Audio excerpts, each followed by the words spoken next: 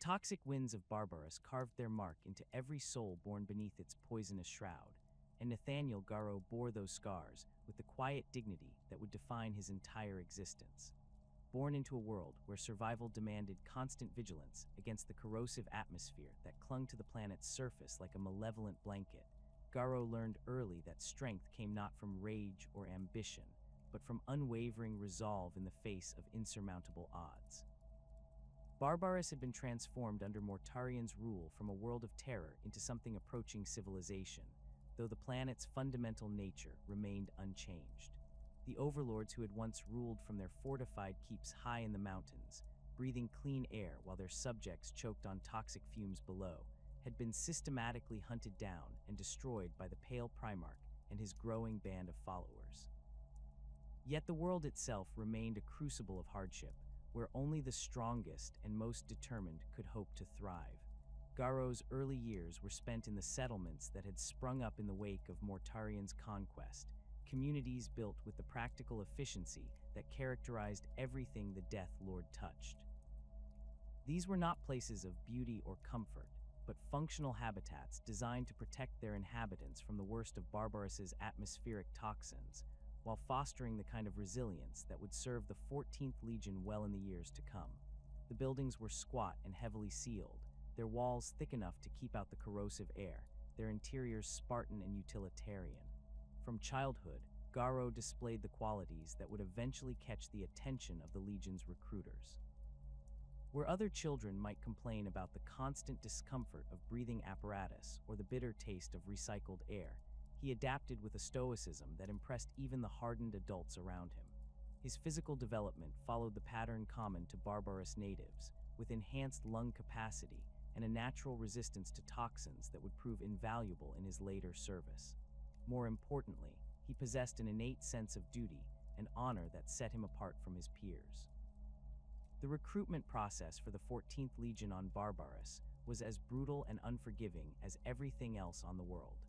Mortarian had established clear criteria for those who would join his Gene Sons, standards that went beyond mere physical capability to encompass the mental fortitude necessary to serve as one of the Emperor's Space Marines. Garro's selection came not through a single dramatic moment of heroism, but through the consistent demonstration of reliability and courage in the face of daily hardships that would have broken lesser men. His transformation from mortal youth to Astartes warrior followed the established patterns of the 14th Legion, though each aspirant's journey carried its own unique challenges and revelations. The gene seed of Mortarian worked its changes upon Garro's body with the methodical efficiency that characterized all the Death Guard's operations, enhancing his already considerable natural resistance to toxins, while granting him the superhuman capabilities common to all Space Marines. The process was neither quick nor comfortable, but Garro endured it with the same quiet determination that had marked his entire life. Upon completion of his transformation and initial training, Garro found himself assigned to the 7th Great Company, one of the Death Guard's most respected formations. The company had earned its reputation through consistent performance in some of the Great Crusade's most challenging campaigns, specializing in the kind of grinding, attritional warfare that played to the Legion's strengths. Under the leadership of experienced officers who had learned their craft in the early years of the Crusade, Garro began to develop the tactical acumen and leadership skills that would eventually see him rise to command the company himself. His early campaigns took him to worlds across the galaxy, each presenting its own unique challenges and opportunities for growth. The Death Guard's role in the Great Crusade often involved the most difficult and thankless tasks, the grinding sieges and toxic battlefields that other legions preferred to avoid. Garro thrived in these environments, his barbarous heritage serving him well in conditions that would have challenged even his fellow Astartes. Whether fighting through the chemical-soaked trenches of industrial worlds or clearing bunker complexes filled with poisonous gas, he demonstrated the kind of steady competence that marked him as officer material. His rise through the ranks of the 7th Great Company was neither meteoric nor politically motivated, but rather the natural result of consistent performance and the respect of his brothers. Each promotion came with increased responsibility and greater challenges, testing not only his tactical abilities, but his capacity to inspire and lead the warriors under his command. Garro approached these challenges with the same methodical thoroughness that characterized all his endeavors, studying the lessons of each campaign and applying them to future operations. The transition from line officer to battle captain represented the culmination of decades of service and the recognition of his peers that he possessed the qualities necessary to command one of the Legion's great companies. The 7th Great Company had a proud history stretching back to the early days of the Great Crusade, and its warriors expected their commander to maintain the standards of excellence that had been established by his predecessors. Garro accepted this responsibility with characteristic humility, understanding that leadership in the Death Guard was not about personal glory, but about ensuring the success of the mission and the survival of his men. Under his command, the 7th Great Company developed a reputation for reliability and effectiveness that made it one of the most sought-after formations for difficult assignments. Garro's leadership style emphasized thorough preparation, careful planning, and the kind of methodical execution that left little to chance. He demanded excellence from his warriors, but was equally demanding of himself, leading from the front in the tradition of the Death Guard, while ensuring that every tactical decision was based on sound military principles rather than reckless heroism. The forging of Libertas marked a significant moment in Garro's career, representing both his rise to senior command and his commitment to the values that had shaped his life. The weapon was created by the finest artificers available to the 14th Legion, craftsmen who understood that a battle captain's sword was more than just a tool of war. It was a symbol of authority, a mark of rank, and in Garro's case, a physical manifestation of the principles he held dear. The sword itself was a masterwork of both function and symbolism, its blade forged from the finest materials available to the legions, and inscribed with inscriptions that spoke to Garro's beliefs and values. The name Libertas, meaning freedom in the ancient Terran tongue, reflected his understanding of the Great Crusade's ultimate purpose, the liberation of humanity from the darkness of Old Night, and the establishment of a galaxy-spanning civilization based on reason and progress. The weapon's balance was perfect, its edge keen enough to cleave through the heaviest armor, yet it was the symbolic weight it carried that made it truly significant. Garro's adherence to the old Terran traditions of honor set him apart from many of his contemporaries in the 14th Legion. While Mortarion had instilled his own values and beliefs in his sons, drawing heavily from his experiences on Barbaros and his particular understanding of warfare and duty, Garro had also absorbed the older traditions that had shaped the Space Marine legions in their earliest days.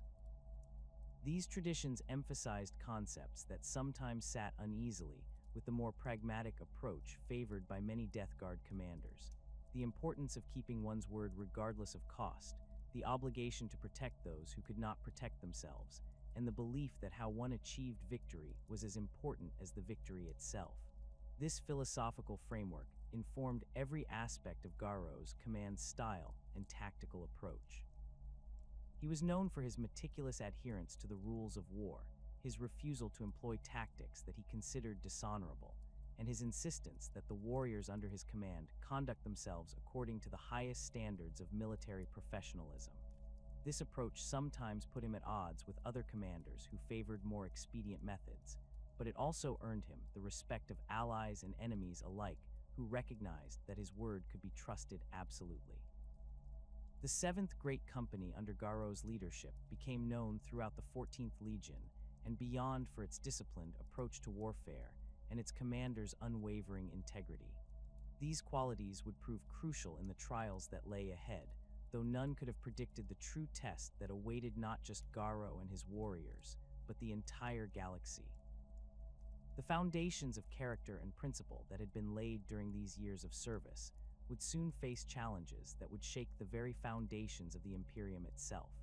The bonds that would define Nathaniel Garro's understanding of brotherhood were forged in the crucible of the Great Crusade's most demanding campaigns, where the Death Guard's reputation for endurance warfare was earned through blood, sweat, and the kind of methodical destruction that became their hallmark.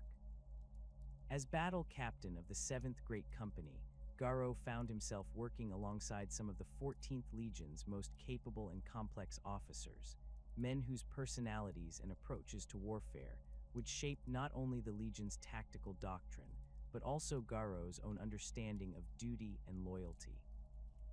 Among these fellow captains, none was more prominent than Ignatius Grulgar, commander of the 2nd Great Company, and a warrior whose reputation for aggressive tactics preceded him into every battle. Grulgar's approach to warfare differed markedly from Garro's methodical style, favoring direct assault and overwhelming force over the careful planning that characterized the 7th Great Company's operations.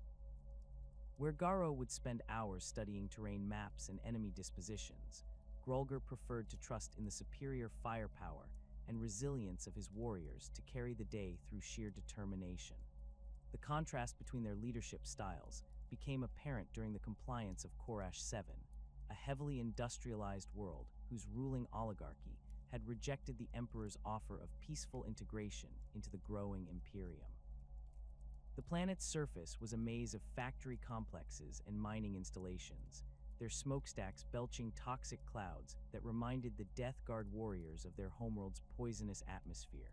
The defenders had fortified key industrial nodes with overlapping fields of fire and automated defense systems that made direct assault costly and time-consuming.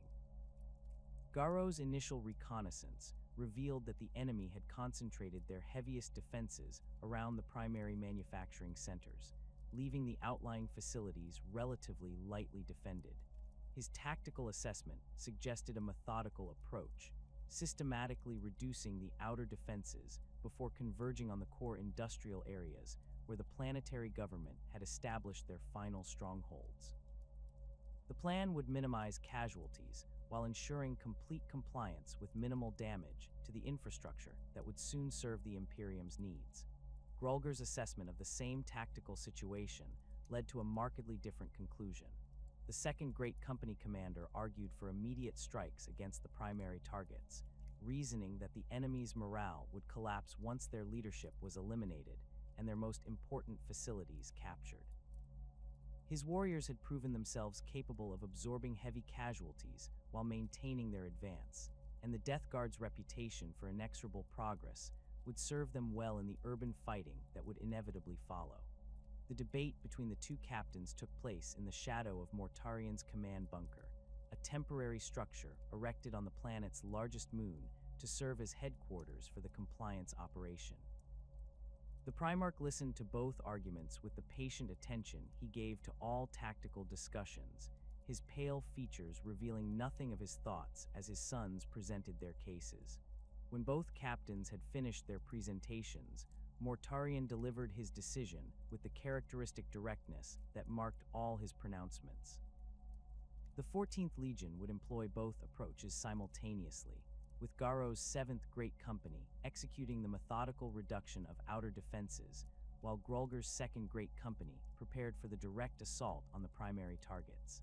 The coordination between the two forces would test both commanders' ability to adapt their preferred tactics to support their brothers' operations, a challenge that would prove valuable preparation for the more complex campaigns that lay ahead. The execution of this dual approach revealed both the strengths and limitations of each captain's methodology. Garro's systematic advance proceeded exactly as planned, with each defensive position falling in turn as his warriors applied the precise amount of force necessary to overcome resistance while preserving the industrial infrastructure for future Imperial use. The 7th Great Company's advance was measured in kilometers per day rather than dramatic breakthrough moments, but their progress was steady and irreversible. Grulgar's assault on the primary industrial complex initially stalled against heavier resistance than anticipated, forcing the 2nd Great Company to adapt their tactics to the realities of urban warfare among massive industrial machinery and chemical processing plants. The defenders had prepared extensive booby traps and demolition charges, threatening to destroy the very facilities the Imperium sought to capture intact. It was here that the coordination between the two companies proved crucial, as Garro's methodical advance had eliminated the enemy's ability to reinforce their primary positions or coordinate their defensive efforts effectively. The successful conclusion of the Koresh 7 compliance demonstrated the value of combining different tactical approaches under unified command, a lesson that both captains would carry forward into future campaigns. More importantly for Garro's development as a leader, the operation showed him how his own methodical approach could complement rather than compete with the more aggressive tactics favored by his brother officers. This understanding would prove crucial as the Death Guard faced increasingly complex military challenges across the expanding Imperium. The relationship between Garro and Kala's Typhon represented a different kind of professional dynamic, one that would prove far more significant in the years to come. Typhon commanded the First Great Company with a combination of tactical brilliance and personal charisma that made him one of the most respected officers in the entire Legion. His warriors displayed a level of devotion that went beyond the normal bonds of brotherhood expected among Space Marines, treating their captain with something approaching reverence. Typhon's background differed markedly from most Death Guard officers, as he had not been born on Barbaros, but had instead been recruited from the feral world of Barbaros's neighboring system. This outsider status might have created difficulties for a less capable officer, but Typhon had proven himself through consistent battlefield success and an intuitive understanding of the Legion's culture and values. His tactical innovations had been adopted throughout the 14th Legion, and his counsel was sought by Mortarion himself on matters of strategic importance. The first major campaign that brought Garro and Typhon into close cooperation was the compliance of the Perilous Rift, a region of space where warp storms had isolated several human-settled systems for millennia. The worlds that had survived the isolation had developed their own unique cultures and technologies, some of which posed significant challenges to conventional Imperial military doctrine. The Death Guard's role in the campaign was to secure the most heavily defended systems, while other Imperial forces dealt with the less challenging targets. Typhon's First Great Company was assigned to spearhead the assault on Terminus Est, the region's most heavily fortified world, and the seat of a techno-barbaric empire that had maintained its independence through a combination of advanced defensive technology and fanatical resistance to outside interference. The planet's surface was protected by orbital defense platforms that incorporated archaeotech weapons of unknown origin, capable of inflicting massive damage on approaching Imperial vessels. Garro's 7th Great Company was tasked with supporting the main assault by eliminating the system's outer defensive positions, a network of asteroid fortresses and armed space stations that protected the approaches to Terminus Est itself. The operation required precise coordination between the two companies, as any failure to neutralize the outer defenses would leave Typhon's assault force exposed to devastating crossfire from multiple directions. The campaign's opening phases demonstrated Typhon's remarkable ability to inspire his warriors to achieve what seemed impossible. The First Great Company's assault on the primary orbital platforms was executed with a precision and ferocity that overwhelmed defenders who had never faced Space Marines in battle. Typhon himself led the boarding actions that captured the most critical facilities, his presence at the point of contact serving as a rallying point for his warriors and a source of terror for the enemy. Garro's role in the operation was less dramatic but equally crucial, as the 7th Great Company's methodical elimination of the outer defenses prevented the enemy from coordinating an effective response to Typhon's assault. The coordination between the two companies was seamless, with Garro's tactical updates allowing Typhon to adjust his assault plans in real time as new threats were identified and eliminated. The mutual trust between the two captains enabled them to execute complex maneuvers without the need for constant communication, each understanding how their actions would support their brother's objectives. The success of the Perilous Rift campaign established a working relationship between Garro and Typhon that would endure throughout the remaining years of the Great Crusade. Both captains recognized the value of their complementary approaches to warfare, with Garro's methodical planning providing the foundation for Typhon's more aggressive tactics. Their professional respect for each other was based on demonstrated competence rather than personal friendship, but it was no less valuable for being founded on practical considerations. Within the Seventh Great Company itself, Garro's closest working relationship was with Apothecary Voyan, a warrior whose dedication to his brother's welfare matched Garro's own commitment to their success in battle. Voyan had served with the company since before Garro's appointment as battle captain, and his experience with the unit's personnel and capabilities made him an invaluable advisor on matters ranging from tactical planning to personnel management. The role of an apothecary in a space marine company extended far beyond medical treatment, encompassing responsibilities for monitoring the genetic health of the warriors under his care and ensuring the proper maintenance of their enhanced physiology. Voyan approached these duties with the same methodical thoroughness that characterized all Death Guard operations, maintaining detailed records of each warrior's medical history and performance characteristics that allowed him to predict potential problems before they became critical. Garro's reliance on Voyan's expertise became particularly evident during the compliance of Gethsemane, a world whose atmosphere contained trace amounts of exotic compounds that interfered with standard space marine physiology. The planet's human population had adapted to these conditions over generations of exposure, but the Death Guard warriors began experiencing equipment malfunctions and minor physiological anomalies within days of planetfall. Voyan's analysis of the atmospheric composition revealed that the exotic compounds were interacting with the Death Guard's enhanced respiratory systems in unexpected ways, causing a cascade of minor but cumulative effects that would eventually compromise their combat effectiveness. His recommended countermeasures involved modifications to the warriors' breathing apparatus and adjustments to their medication regimens that would neutralize the atmospheric effects without reducing their combat capabilities. The implementation of Voyan's countermeasures required careful coordination with the company's tech marines and supply personnel, as the necessary equipment modifications had to be completed while maintaining operational readiness for the ongoing compliance campaign. Garro's trust in his apothecary's expertise allowed the Seventh Great Company to continue operations without interruption, while other Imperial forces operating on Gethsemane experienced significant degradation in their combat effectiveness. The Death Guard's reputation for endurance warfare was built on exactly this kind of adaptability and thorough preparation for the challenges posed by hostile environments.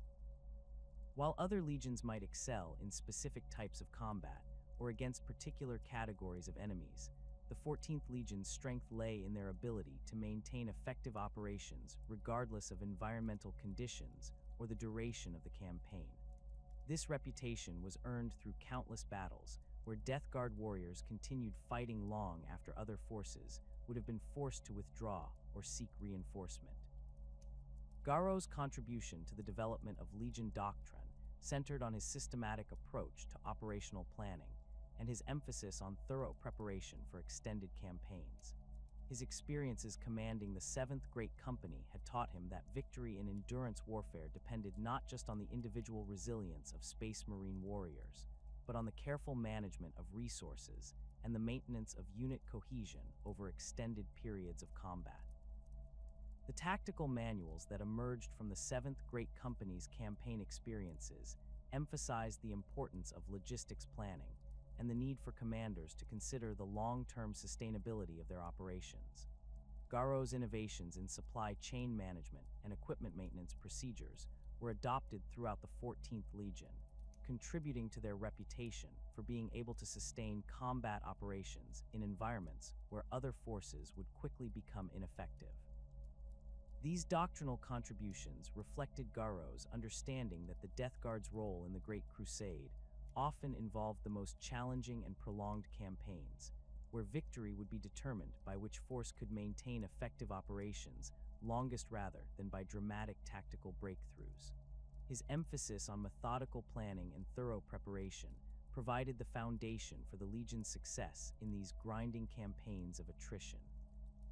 The first signs that something fundamental had shifted within the War Master's grand strategy became apparent to Nathaniel Garro during the final preparations for what would become known as the Isstvan campaign.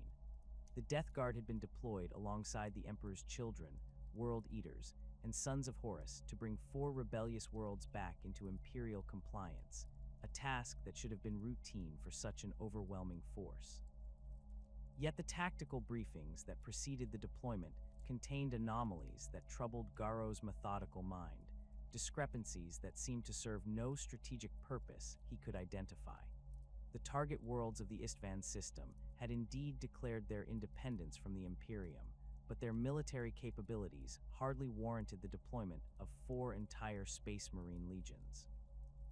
Intelligence reports indicated that the rebels possessed standard Imperial Guard equipment and fortifications, formidable against conventional forces, but hardly a match for even a single company of Astartes warriors. The decision to commit such overwhelming force to what appeared to be a minor compliance action struck Garro as wasteful of resources that could be better employed elsewhere in the galaxy. More troubling were the specific deployment orders that filtered down through the Death Guard's command structure. The 7th Great Company was to form part of the Second Wave assault forces, following the initial landings by selected companies from all 4 legions. This arrangement violated standard Death Guard doctrine, which emphasized the importance of coordinated company-level operations rather than the piecemeal deployment of individual units. Garro's requests for clarification of the tactical rationale behind these orders were met with responses that cited the War Master's direct authority without providing the detailed explanations he had come to expect from Legion Command. The composition of the First Wave assault forces raised additional questions that Garro found increasingly difficult to dismiss. Rather than selecting companies based on their specialized capabilities or recent combat performance, the deployment roster seemed to follow criteria that made little tactical sense. Veterans with decades of loyal service found themselves assigned to the initial assault, while newer companies with less combat experience were held in reserve. The pattern was consistent across all 4 legions, suggesting coordination at the highest levels of command. Captain Saul Tarvitz of the Emperor's Children had arrived aboard the Death Guard flagship during the final approach to Isstvan, ostensibly to coordinate inter-legion communications during the upcoming operation. Tarvitz was known throughout the Astartes as an officer of exceptional integrity and tactical acumen, qualities that had earned him the respect of warriors from multiple legions. His presence aboard the Endurance was welcomed by Garro, who valued the opportunity to work with such a capable officer. The conversations between Garro and Tarvitz during the approach to Isstvan revealed that both captains harbored similar concerns about the unusual nature of their deployment orders. Tarvitz had noticed the same anomalies in the Emperor's Children's tactical assignments, with veteran companies being committed to the First Wave, while less experienced units remained in reserve. Neither captain could identify a coherent strategic rationale for these decisions, despite their combined decades of experience in Legion operations. Tarvitz's analysis of the intelligence reports on Isstvan III had identified additional inconsistencies that reinforced Garro's growing unease. The rebel forces on the planet appeared to be concentrated in defensive positions that would actually favor the attackers, with key strategic points left surprisingly lightly defended. The enemy's deployment pattern suggested either incompetent leadership or a deliberate attempt to create the appearance of strong resistance, while actually facilitating a swift Imperial victory. The pre-assault briefings conducted aboard the various Legion flagships followed standard protocols, with detailed presentations of enemy positions, terrain analysis, and coordination procedures between the attacking forces. Yet Garro noticed that certain senior officers who would normally participate in such briefings were conspicuously absent, their duties apparently reassigned to subordinates without explanation. The overall tone of the briefings seemed perfunctory, as if the outcomes were predetermined rather than dependent on the tactical decisions being discussed. Mortarian's behavior during these final preparations struck Garro as uncharacteristically distant, with the Primarch appearing preoccupied by concerns that he did not share with his captains. The Death Lord's usual attention to tactical details seemed diminished, and his responses to routine operational questions lacked the thoroughness that had always characterized his command style. When Garro attempted to discuss his concerns about the deployment orders directly with his Primarch, Mortarian's response was unusually curt, dismissing the questions as irrelevant to the mission's success. The orbital bombardment that preceded the ground assault followed standard Imperial doctrine, with carefully targeted strikes designed to neutralize enemy air defenses and command facilities without causing unnecessary destruction to the planet's infrastructure. The Death Guard's contribution to this phase involved the deployment of specialized munitions designed to create atmospheric contamination that would favor their own forces while hampering enemy operations. The bombardment proceeded according to schedule, with all tactical objectives achieved within acceptable parameters. As the first wave assault forces prepared for deployment, Garro found himself assigned to monitor communications from the surface rather than leading his company in the initial assault. This assignment violated his normal operational preferences and separated him from warriors he had led through dozens of campaigns. The explanation provided by Legion Command cited the need for experienced officers to coordinate follow-up operations, but the rationale felt hollow given the routine nature of the expected ground combat. The initial reports from the surface indicated that the assault was proceeding according to plan, with resistance lighter than anticipated and all primary objectives being secured on schedule. The rebel forces appeared to be withdrawing from their prepared positions rather than mounting the determined defense that intelligence reports had suggested. Within hours of the initial landings, the first wave commanders were reporting that organized resistance had largely collapsed and that mop-up operations could commence ahead of schedule. It was during this phase of apparently successful operations that Tarvitz made his desperate return to the orbital fleet, his emergency transmission cutting through routine communications traffic with an urgency that immediately commanded attention. The Emperor's Children captain's report of massive virus bomb deployment on Isstvan III struck the listening officers like a physical blow, the implications of his words too horrific to be immediately comprehended. The virus bombs that Tarvitz described were not the conventional biological weapons occasionally employed against particularly resistant enemy populations, but rather the dreaded life-eater strain that had been banned from Imperial arsenals due to its indiscriminate lethality. These weapons did not merely kill their targets, but consumed all organic matter within their area of effect, leaving behind only sterile wasteland where thriving ecosystems had existed moments before. The deployment of such weapons against Imperial forces was beyond treachery. It was an act of genocide against the Emperor's own sons. Garro's immediate response to Tarvitz's warning was to verify the information through independent sources, his methodical nature demanding confirmation before accepting such devastating intelligence.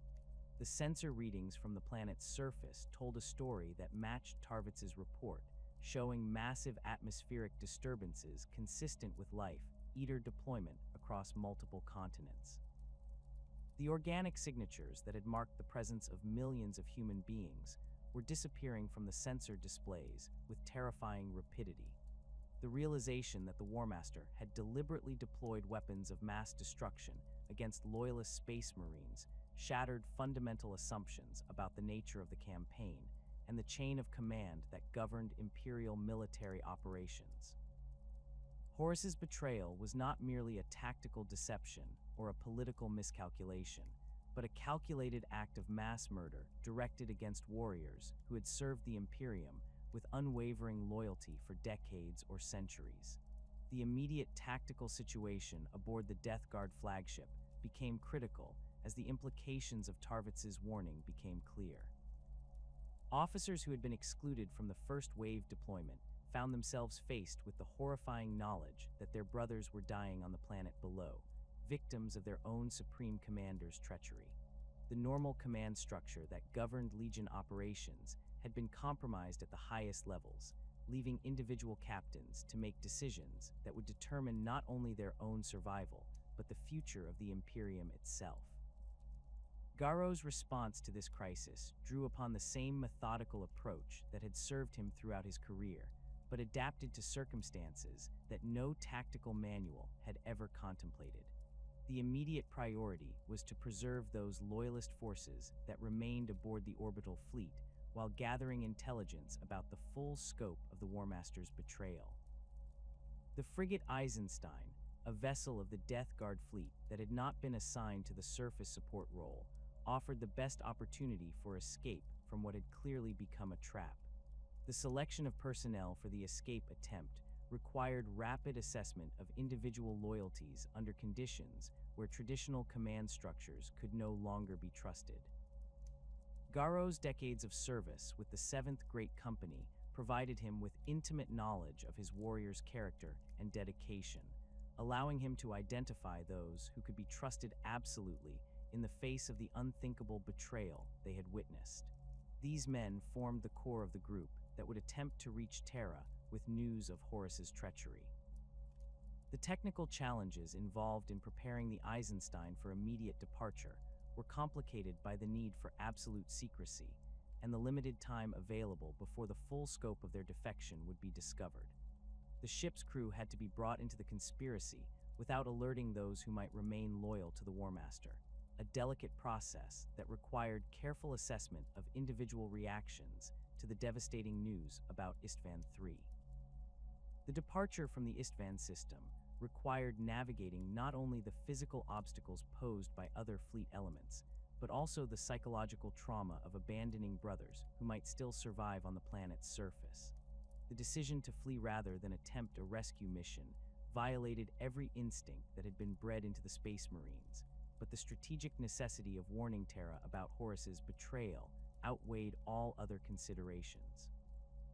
The Isstvan's escape from the immediate vicinity of Isstvan was facilitated by the chaos that followed Tarvitz's warning and the confusion among fleet elements as the full scope of the virus bombing became apparent.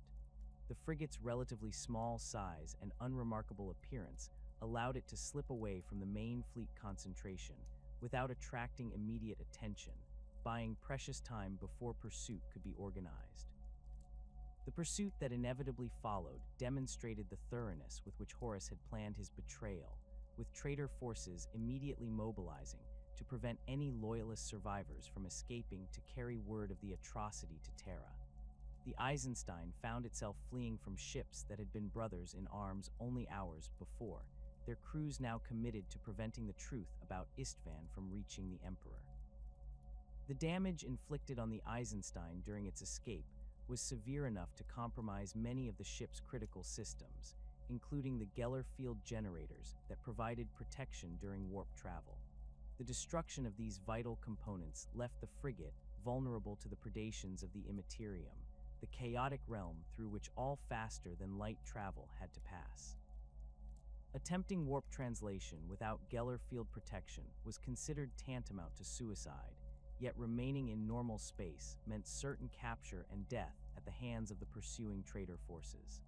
The decision to enter the warp despite the lack of proper protection represented a calculated gamble based on the absolute necessity of reaching Terra with news of Horus's betrayal. The alternative, allowing the War Master's treachery to remain hidden while he consolidated his position and prepared for further atrocities, was unacceptable to men who had sworn oaths of loyalty to the Emperor himself. The translation into warp space without Geller field protection exposed the Isstvan and its crew to the full horror of the Immaterium's chaotic energies, as demons and other warp entities immediately began attempting to breach the ship's hull and consume the souls of those aboard. The vessel's structure began to warp and change under the influence of chaos, with bulkheads shifting into impossible geometries and corridors extending far beyond their original dimensions. The supernatural intervention that ultimately guided the Isstvan through the warp to Terra came from a source that none of the survivors could have anticipated, as entities claiming to serve the emperors were manifested aboard the ship to provide protection against the chaos forces seeking their destruction. These beings, later understood to be demons of the emperor's own making, fought a running battle throughout the ship's interior to preserve the lives of the loyalist space marines carrying their crucial message. The journey through the warp lasted subjective weeks, during which the boundary between reality and nightmare became increasingly blurred as the ship's crew struggled to maintain their sanity in the face of constant supernatural assault. The Emperor's demons provided protection, but at a cost, as their presence aboard the ship began to change those they protected in subtle but irreversible ways. The Isstvan's emergence from the warp into the Sol system came with the violent shuddering of a ship pushed far beyond its design tolerances, its hull scarred by energies no mortal vessel was meant to endure. The frigate's approach to Terra triggered immediate responses from the system's defensive networks, as patrol vessels moved to intercept what their sensors identified as a heavily damaged Death Guard ship exhibiting unusual energy signatures. The vessel's transponder codes matched Imperial records, but the bizarre readings emanating from its hull suggested either catastrophic system failures or something far more sinister. Admiral Korak Sukassin, commanding the Sol system defense fleet from her flagship stationed at the edge of the system's asteroid belt, received the initial contact reports with the professional skepticism that had served her well during decades of Imperial Navy service. The Isstvan's arrival coincided with disturbing reports from across the galaxy of communication blackouts and conflicting intelligence regarding the progress of various compliance campaigns. The ship's battered condition and the incoherent nature of its initial transmissions suggested either battle damage or crew breakdown, both of which required careful investigation before allowing the vessel anywhere near Terra's orbital defenses. The boarding party that transferred to the Isstvan found conditions aboard the frigate that defied easy explanation, with sections of the ship showing signs of structural damage that followed no recognizable pattern of weapon impacts or system failures. Bulkheads displayed scorch marks that seemed to move when observed directly, while corridors terminated in walls that the ship's original blueprints indicated should not exist. The crew members encountered by the boarding party appeared physically intact but exhibited signs of psychological trauma that suggested exposure to horrors beyond normal combat experience. Garro's initial attempts to communicate the urgency of his mission to the boarding party commander met with the standard protocols designed to prevent deception or infiltration attempts. The Navy officer, Captain Sendek of the light cruiser Fidelitas, had encountered enough unusual situations during his career to recognize that the Death Guard captain was reporting something of critical importance, but the nature of Garro's claims required verification through proper channels before any action could be taken. The preliminary medical examinations conducted on the Isstvan's survivors revealed physiological anomalies that the examining Medicae struggled to categorize or explain. Several of the Death Guard warriors displayed mutations that appeared to be of recent origin, with bone structures showing impossible alterations and organ systems exhibiting changes that defied medical understanding. More disturbing were the psychological evaluations, which indicated that many of the survivors retained memories of events that could not have occurred within normal reality. Captain Sendek's report to Admiral Sukassin emphasized the unprecedented nature of the situation while recommending immediate escalation to higher authority levels. The Death Guard survivors' claims about Horus's betrayal were too significant to be evaluated by fleet-level commanders, regardless of the physical evidence supporting their testimony. The decision to transport selected survivors to Terra for direct examination by Imperial intelligence services represented a compromise between security concerns and the potential importance of their information. The journey from the system's edge to Terra's orbital stations provided time for more detailed debriefing of the Isstvan's crew, conducted by intelligence specialists equipped with the tools and training necessary to separate truth from delusion or deception. Garro submitted to these examinations with the same methodical cooperation he had shown throughout his career, understanding that his credibility would determine whether his warning reached those with the authority to act upon it. The intelligence officers conducting these examinations faced the challenge of evaluating claims that contradicted fundamental assumptions about the nature of Imperial command structure and the loyalty of the Primarchs. The The evidence presented by the survivors was extensive and internally consistent, but the implications were so far-reaching that accepting their testimony would require acknowledging that the Imperium faced an existential threat from its own highest-ranking military commanders. The physical evidence recovered from the Eisenstein provided additional support for the survivors' testimony, though much of it was difficult to interpret using conventional analytical methods.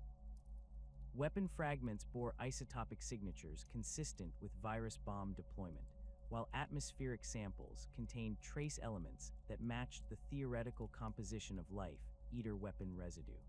More troubling were the biological samples that appeared to show the effects of exposure to forces that existed outside normal physical laws. The bureaucratic machinery of Terra's administrative apparatus initially struggled to process intelligence that fell so far outside established threat assessment categories. The various departments responsible for monitoring different aspects of imperial security had developed procedures for dealing with conventional military threats, political dissent, and even limited instances of supernatural phenomena, but none had prepared for the possibility that a Primarch might turn traitor on such a massive scale. The delay between the Eisenstein's arrival and Garro's eventual audience with Rogel Dorn reflected the time required for proper verification procedures and the difficulty of scheduling meetings with individuals whose responsibilities encompass the defense of humanity's throne world. The Praetorian of Terra maintained a schedule that accounted for every minute of his day, with appointments planned weeks or months in advance to accommodate the enormous scope of his duties.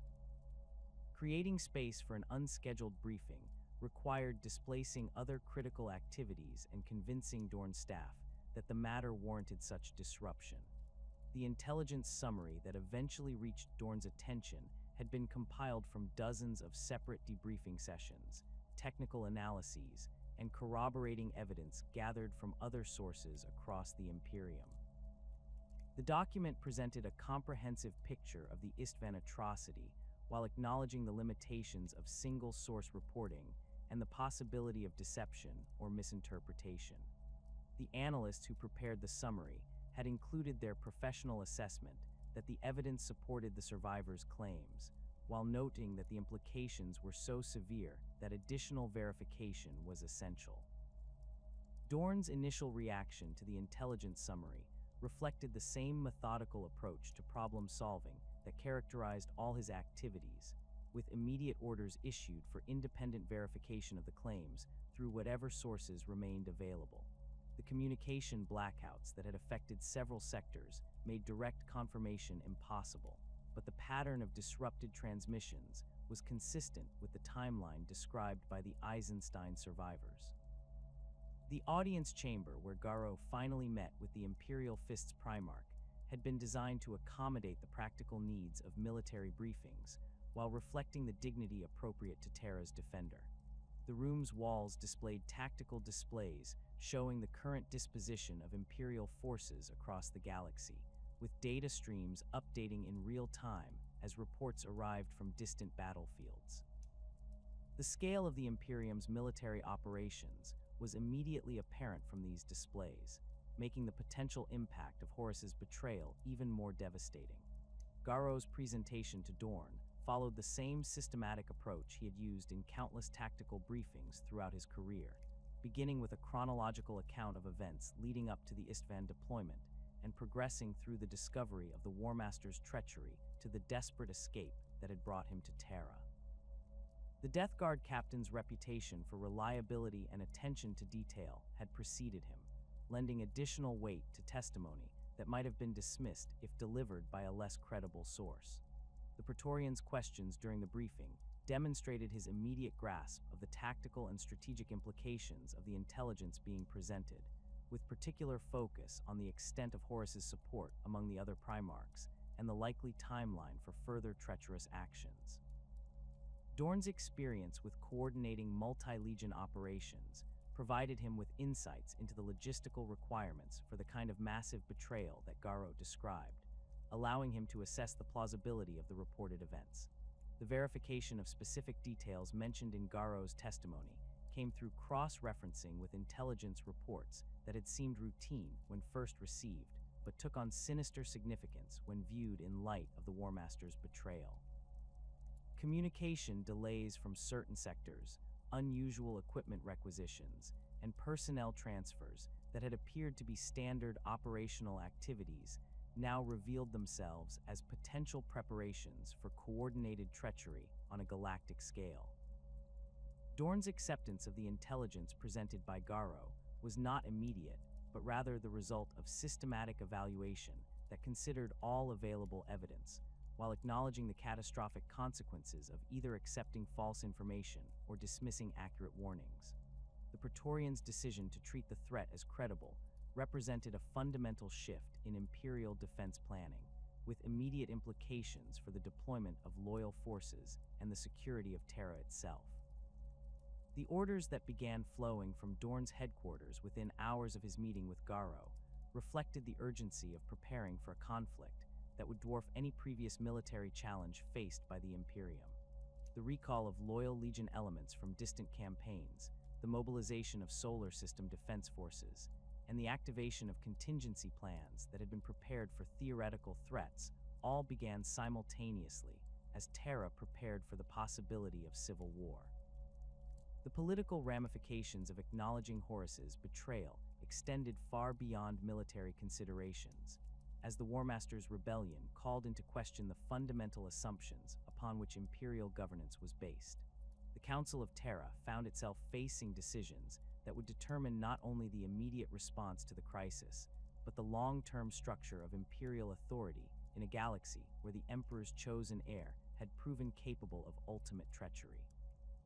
The intelligence networks that connected Terra to the far reaches of the galaxy began operating under new protocols designed to identify signs of further betrayal, while maintaining communication with forces whose loyalty remained uncertain. The challenge of distinguishing between communication failures caused by routine technical problems and deliberate sabotage by traitor forces required the development of new analytical methods and verification procedures. The mobilization of Terra's defensive capabilities proceeded according to plans that had been theoretical exercises only days before, but now represented the difference between survival and annihilation. The planet's orbital fortresses received priority reinforcement, while ground-based defense installations began preparations for siege conditions that might last for years. The civilian population remained largely unaware of the specific threat, but the visible increase in military activity made it clear that the Imperium faced challenges of unprecedented severity. The psychological impact of Horus's betrayal on the Imperial military hierarchy was as significant as its tactical implications, as officers throughout the chain of command struggled to reconcile their understanding of loyalty and duty with the reality that the War Master himself had proven capable of treachery. The bonds of brotherhood that had held the Space Marine legions together for centuries were now suspect, with every interaction potentially compromised by hidden allegiances to the traitor cause. The intelligence analysis conducted in the days following Garro's arrival revealed patterns of suspicious activity that had been overlooked when viewed in isolation, but formed a coherent picture of preparation for rebellion when considered together. Supply requisitions, personnel transfers, and communication patterns all suggested that Horus's betrayal had been planned for months or years, with careful preparation designed to maximize the damage inflicted on loyal forces when the treachery was finally revealed. The summons to appear before Malcador the Sigillite arrived through channels that bypassed the normal imperial administrative hierarchy, delivered by a figure whose identity remained concealed beneath robes that seemed to absorb light rather than reflect it. The messenger spoke only the necessary words to convey the meeting location and time, then departed without waiting for acknowledgement or questions. Garro recognized the significance of such discretion, understanding that his audience with the Emperor's closest advisor would involve matters too sensitive for conventional communication methods. The chamber where Malcador received visitors lay deep within the Imperial Palace's most secure sections, accessible only through a series of checkpoints staffed by guards whose loyalty had been tested through methods known only to the Sigillite himself. The journey through these security layers took Garro past architectural marvels that demonstrated the full extent of imperial craftsmanship, with walls decorated by artisans whose skills had been honed through centuries of service to the throne. Yet the beauty of these surroundings felt distant and cold compared to the functional efficiency of the starships and battle zones, where Garro had spent most of his adult life. The antechamber where Garro waited contained no decoration beyond the essential furniture required for its function, with bare walls that suggested the room's primary purpose was to provide a neutral space for contemplation before entering the Sigillite's presence. The silence was absolute, broken only by the subtle hum of environmental systems that maintained perfect atmospheric conditions regardless of external circumstances. Time seemed to move differently in this place, with minutes stretching into what felt like hours as Garro prepared himself for a meeting that would likely determine the remainder of his existence. Malcador's physical appearance struck Garro as unexpectedly fragile for someone who wielded such enormous influence over imperial policy and operations. The Sigillite's advanced age was evident in every gesture and expression, yet his eyes retained the sharp intelligence that had made him indispensable to the Emperor during the earliest days of the Great Crusade. The simple robes he wore provided no indication of rank or authority, relying instead on the unmistakable presence of someone accustomed to absolute obedience from those around him. The initial portion of their conversation focused on the technical details of Garro's journey from Isstvan to Terra, with Malcador demonstrating an intimate knowledge of warp travel mechanics and the supernatural forces that had affected the Eisenstein during its passage through the Immaterium. The Sigillite's questions revealed that he possessed information about the ship's ordeal that could only have come from sources with direct access to events aboard the vessel, suggesting surveillance capabilities that extended far beyond conventional intelligence gathering methods. Malcador's assessment of Garro's character drew upon decades of observation and analysis, with references to specific incidents from the Death Guard captain's service record that demonstrated the Sigillite's comprehensive understanding of his background and motivations. The conversation revealed that Garro's actions during various campaigns had been monitored and evaluated according to criteria that went beyond standard military performance metrics, focusing instead on qualities of integrity and moral courage that would prove essential for the tasks that lay ahead. The discussion of Horus's betrayal proceeded along lines that suggested Malcador had anticipated such treachery long before the events at Isstvan made it manifest. The Sigillite's analysis of the War Master's psychological development and political maneuvering revealed patterns of behavior that, in retrospect, clearly indicated a growing alienation from the Emperor's vision for humanity's future. The systematic corruption of other Primarchs had followed predictable patterns that could have been detected by observers with sufficient insight and access to relevant information. The strategic implications of the heresy extended far beyond the immediate military threat posed by traitor legion forces, encompassing fundamental questions about the nature of loyalty and the reliability of the command structures upon which imperial governance depended. Malcador's explanation of these broader concerns demonstrated his understanding that defeating Horus's rebellion would require more than conventional military victory, demanding instead a complete restructuring of imperial institutions to prevent similar betrayals in the future. The conversation gradually shifted from analysis of past events to discussion of future requirements, with Malcador outlining the need for new types of imperial servants capable of operating outside traditional command hierarchies while maintaining absolute loyalty to the Emperor's will.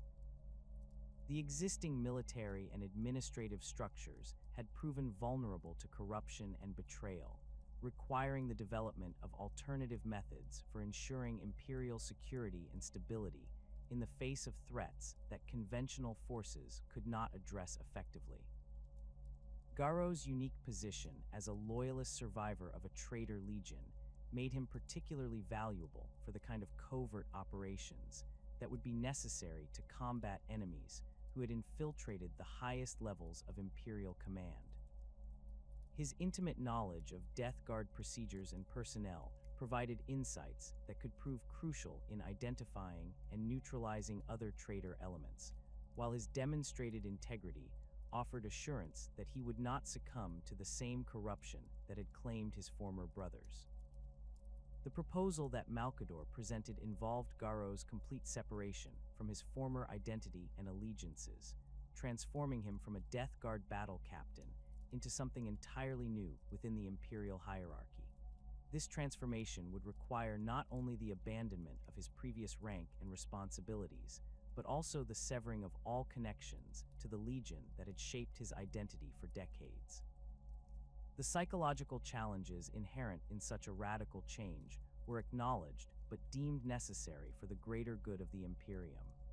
The ritual chamber where the transformation would take place had been prepared according to specifications that drew upon the Emperor's deepest understanding of human psychology and the metaphysical forces that shaped individual identity.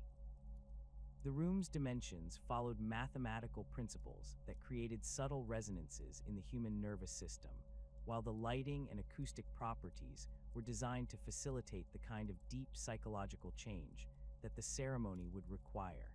Every element of the chamber's construction served to support the fundamental alteration of Garro's essential nature. The removal of Garro's Death Guard heraldry proceeded with ceremonial precision that invested each action with symbolic significance extending far beyond the mere destruction of material objects. The battle plate that had protected him through countless campaigns was stripped away piece by piece, with each component representing a specific aspect of his former identity that would be permanently abandoned. The process was neither quick nor comfortable, requiring several hours of meticulous work by artificers who understood the spiritual as well as practical dimensions of their task. The ceramic plates that bore the Death Guard's distinctive iconography were not simply discarded, but rather subjected to purification rituals that neutralized any lingering connection to the Traitor Legion's corrupted essence. The skull and scythe emblems that had marked Garro as one of Mortarian's sons were carefully removed and destroyed through methods that ensured their complete annihilation at both physical and metaphysical levels. The pauldrons that had displayed his company markings and personal honors were similarly treated, with each decoration representing a specific memory or achievement that would no longer define his identity. The sword libertas presented particular challenges for the purification process, as the weapon had been forged with materials and techniques that created deep connections between the blade and its wielder's spiritual essence.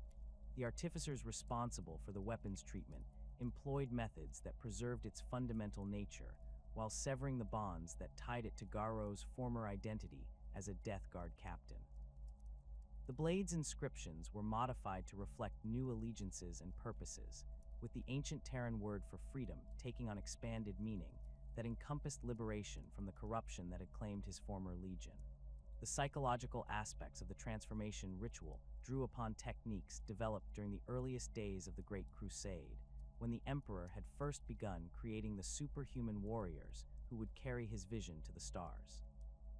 The process involved the systematic dismantling of thought patterns and emotional associations that had been reinforced through decades of conditioning and experience, replacing them with new frameworks that would support the radically different role that Garro would assume.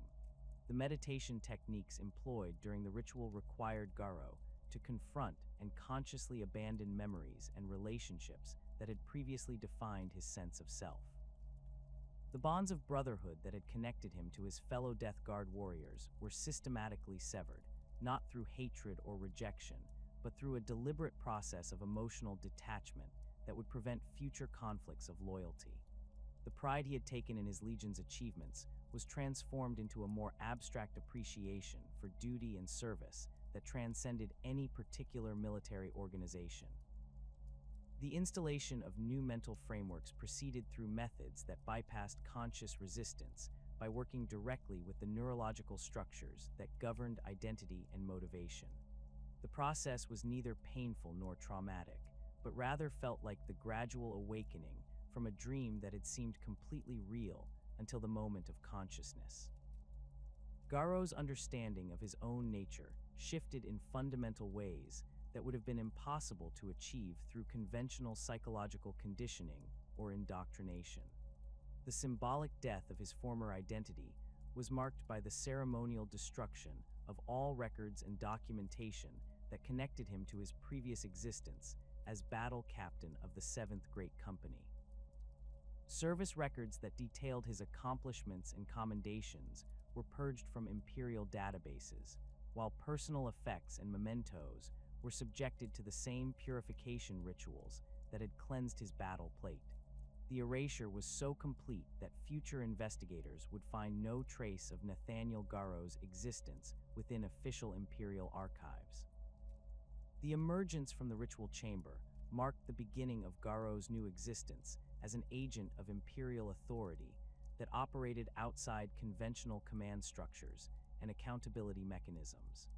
His appearance had been subtly altered through techniques that modified facial structure and body language in ways that would make recognition by former associates unlikely even during direct encounters. The changes were not dramatic enough to constitute disguise, but rather represented a fundamental shift in how he presented himself to the world. The training that followed his transformation encompassed skills and knowledge that went far beyond conventional military education, including techniques for investigation, infiltration, and psychological manipulation that would be essential for his new role.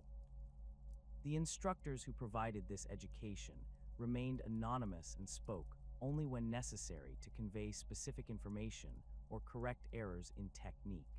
The curriculum covered subjects that ranged from forensic analysis and interrogation methods to the identification of supernatural influences and the recognition of heretical ideologies.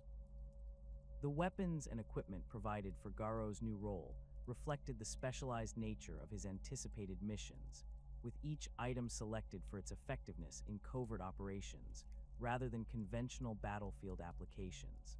The modified bolt pistol he received incorporated sound suppression technology and specialized ammunition types designed for use against targets that might possess supernatural protection or enhanced physical capabilities. His new armor provided protection equivalent to his former battle plate, while incorporating systems that would allow him to operate undetected in civilian environments. The authority that Garro now wielded derived directly from the Emperor's will, transmitted through Malcador's absolute trust, and manifested in documents that would compel obedience from imperial officials regardless of their rank or position. The scope of this authority was deliberately vague, allowing for maximum flexibility in its application, while ensuring that bureaucratic obstacles would not impede missions of critical importance to imperial security. The responsibility that accompanied such power was emphasized through instruction that made clear the devastating consequences of its misuse. The first assignment given to the newly transformed agent involved investigation of suspected traitor activity within the Imperial Army units stationed on Terra itself, a mission that would test his new capabilities while providing valuable intelligence about the extent of Horus's influence within the solar system's defenses. The parameters of the investigation were intentionally broad, requiring Garro to develop his own methods and priorities while working within constraints that prevented the mission from becoming known to potential enemies. The psychological adjustment to his new role proceeded gradually as Garro learned to think and act according to principles that differed fundamentally from the military doctrine that had previously governed his behavior. The transition from commanding hundreds of warriors in open battle to conducting solitary investigations in civilian environments required the development of entirely new skill sets and mental frameworks. The loneliness inherent in his new existence was offset by the knowledge that his work served purposes of vital importance to the Imperium's survival. The induction into Malcador's secret organization came without fanfare or ceremony, marked only by the arrival of other figures whose transformation had followed similar paths to Garro's own. The chamber where they gathered bore no identifying marks or imperial iconography, its plain walls and functional furnishings designed to provide a neutral meeting space for individuals who had been deliberately severed from their former identities. The men who assembled there represented a cross-section of the Imperium's finest warriors, each bearing the subtle marks of the same psychological and physical transformation that had reshaped Garro's existence. Isstvan III stood with the bearing of a veteran whose service predated the discovery of most Primarchs, his weathered features reflecting decades of warfare across the galaxy's most hostile battlefields. The former Luna Wolves captain had earned his epithet as the half-heard through his habit of speaking truths that others preferred to ignore, a quality that had made him valuable to commanders who needed honest assessment rather than flattering reports. His presence among the Knights Errant testified to his refusal to follow Horus down the path of corruption, despite the personal cost of abandoning brothers he had served alongside for centuries. The process that had brought crews to this gathering had been even more traumatic than Garro's own transformation, as the Luna Wolves captain had witnessed firsthand the gradual corruption of his legion from within. His attempts to warn other officers about disturbing changes in the War Master's behavior and policies had been dismissed as the concerns of an aging warrior who could not adapt to evolving strategic requirements. The isolation he had experienced within his own legion made his eventual recruitment by Malcador's agents both inevitable and necessary for his psychological survival. Tylos Rubio's inclusion in the group represented a different category of recruitment, as the former Ultramarines librarian brought specialized knowledge of psychic phenomena that would prove essential for combating enemies who employed supernatural weapons and abilities. His departure from the 13th Legion had been necessitated by the Edict of Nicaea, which had banned the use of psychic powers within the Space Marine legions and forced warriors like Rubio to choose between their abilities and their service. The heresy had demonstrated the short-sightedness of this prohibition, as traitor forces showed no such restraint in employing warp-based weapons against their enemies. The former librarian's appearance reflected the strain of suppressing abilities that were fundamental to his nature, with subtle signs of the internal conflict that resulted from denying psychic talents that demanded expression. His knowledge of the Immaterium's dangers made him acutely aware of the supernatural threats that accompanied Horus's rebellion, as chaos entities began manifesting with increasing frequency wherever traitor forces operated. The techniques he had developed for identifying and countering such influences would become crucial tools for the Knights Errant as they encountered enemies who drew power from sources beyond the material universe. Macer Varen's recruitment had followed the pattern established by other loyalist survivors from traitor legions, though his experience as a World Eater's captain provided unique insights into the psychological mechanisms that enabled the corruption of entire military formations. The 12th Legion's descent into mindless savagery had been gradual but inexorable, with traditional military discipline giving way to bloodthirsty rituals that celebrated violence for its own sake, rather than as a tool for achieving strategic objectives. Varen's resistance to this transformation had marked him as unreliable in the eyes of his increasingly unstable brothers, forcing him to operate with extreme caution to avoid detection before his eventual extraction.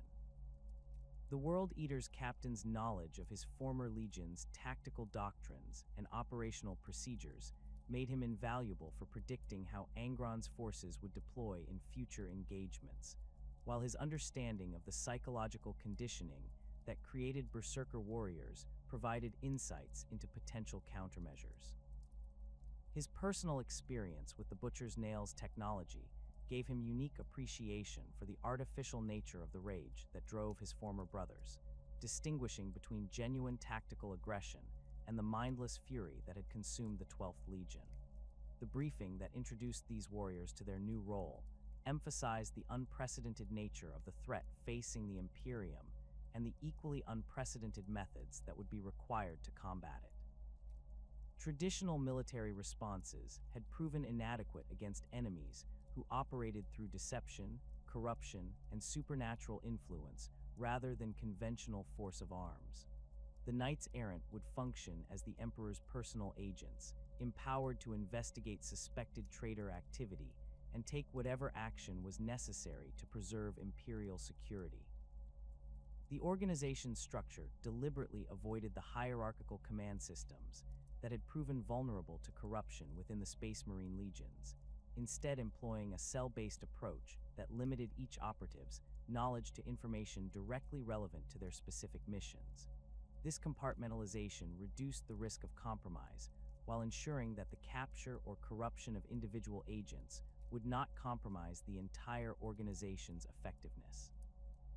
Communication between cells was maintained through secure channels that bypassed conventional Imperial communication networks.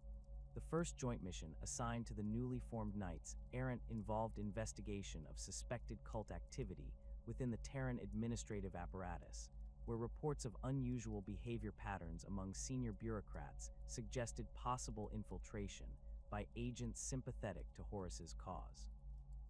The investigation required techniques that went beyond conventional military intelligence gathering, as the targets were civilians whose activities followed patterns that might appear routine to casual observation, but revealed sinister purposes when analyzed by trained investigators.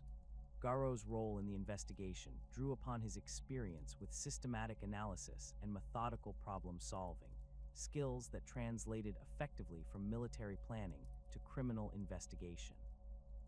His assignment involved monitoring the activities of specific individuals whose behavior had attracted attention from Imperial security services, documenting their movements and associations to identify patterns that might reveal hidden allegiances or covert activities.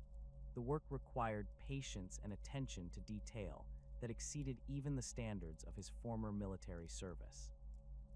The surveillance techniques employed by the Knights Errant incorporated technology and methods that had been developed specifically for covert operations within civilian environments, including monitoring devices that could be concealed within everyday objects and communication systems that operated on frequencies unused by conventional Imperial networks.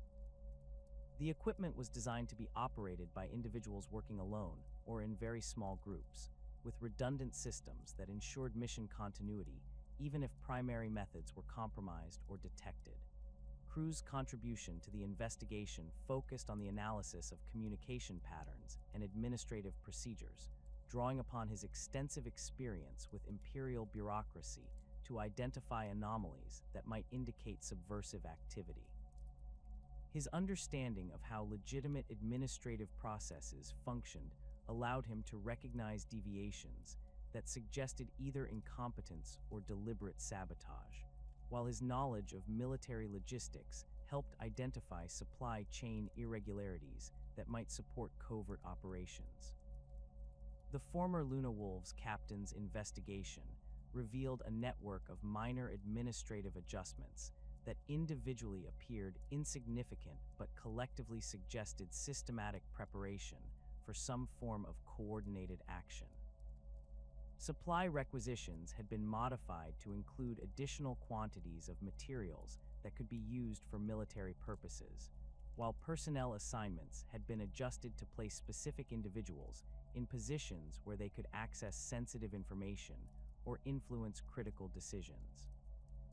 Rubio's psychic abilities provided the investigation with capabilities that conventional intelligence methods could not match, allowing him to detect supernatural influences that might be affecting the behavior of suspected individuals. His careful probing of the psychic atmosphere surrounding key targets revealed the presence of warp-based corruption in several cases, confirming that the suspected cult activity involved more than simple political dissent or criminal conspiracy. The former librarian's analysis of the psychic contamination patterns suggested that the corruption was being deliberately introduced through methods that bypassed conventional detection systems, possibly involving artifacts or substances that had been exposed to chaos influence. The systematic nature of the contamination indicated coordination by individuals with sophisticated understanding of psychic phenomena, suggesting that the cult had access to knowledge and resources that went far beyond what civilian dissidents could normally obtain. Varen's investigation of the suspected cult members' personal backgrounds revealed connections to military units that had been deployed in sectors where Traitor Legion activity had been reported, suggesting that the corruption might have been introduced through contact with Horus's agents during routine military operations. The pattern of exposure followed timelines that correlated with specific troop movements and supply deliveries, providing evidence that the cult's formation had been deliberately orchestrated rather than occurring through spontaneous ideological conversion. The World Eater's veterans' analysis of the cult members' psychological profiles indicated that their recruitment had followed methods similar to those used within his former legion to condition warriors for increased aggression and reduced empathy. The techniques employed were less extreme than those used on Space Marines, but followed similar principles of systematic desensitization to violence and gradual replacement of normal moral constraints with alternative value systems that justified extreme actions. The coordination between the three Knights Errant during this investigation established operational procedures that would serve as templates for future missions, with each operative contributing specialized knowledge while maintaining operational security through compartmentalized information sharing. Regular briefings allowed them to coordinate their activities without revealing details that might compromise other aspects of the investigation, while emergency protocols ensured that critical intelligence could be transmitted rapidly if circumstances required immediate action. The weight of operating in absolute secrecy while the galaxy burned around them created psychological pressures that differed fundamentally from the stresses of conventional military service, where warriors could rely on the support and camaraderie of their brothers in arms. The Knights Errant were forced to maintain their cover identities even when witnessing events that demanded immediate intervention, requiring them to balance their duty to preserve their operational security against their instincts to protect innocent civilians from harm. The intelligence gathered during their first joint mission revealed that the suspected cult represented only a small component of a much larger network of traitor sympathizers who had infiltrated multiple levels of imperial administration. The scope of the infiltration suggested that Horus's agents had been working for years to establish the infrastructure necessary to support their rebellion, placing operatives in positions where they could gather intelligence, disrupt imperial operations, and provide support for military action when the time came for open warfare. The systematic nature of the infiltration indicated that the War Master's rebellion had been planned with the same methodical thoroughness that had characterized his most successful military campaigns, with careful attention to logistics, intelligence, and political preparation that would maximize the impact of his eventual betrayal.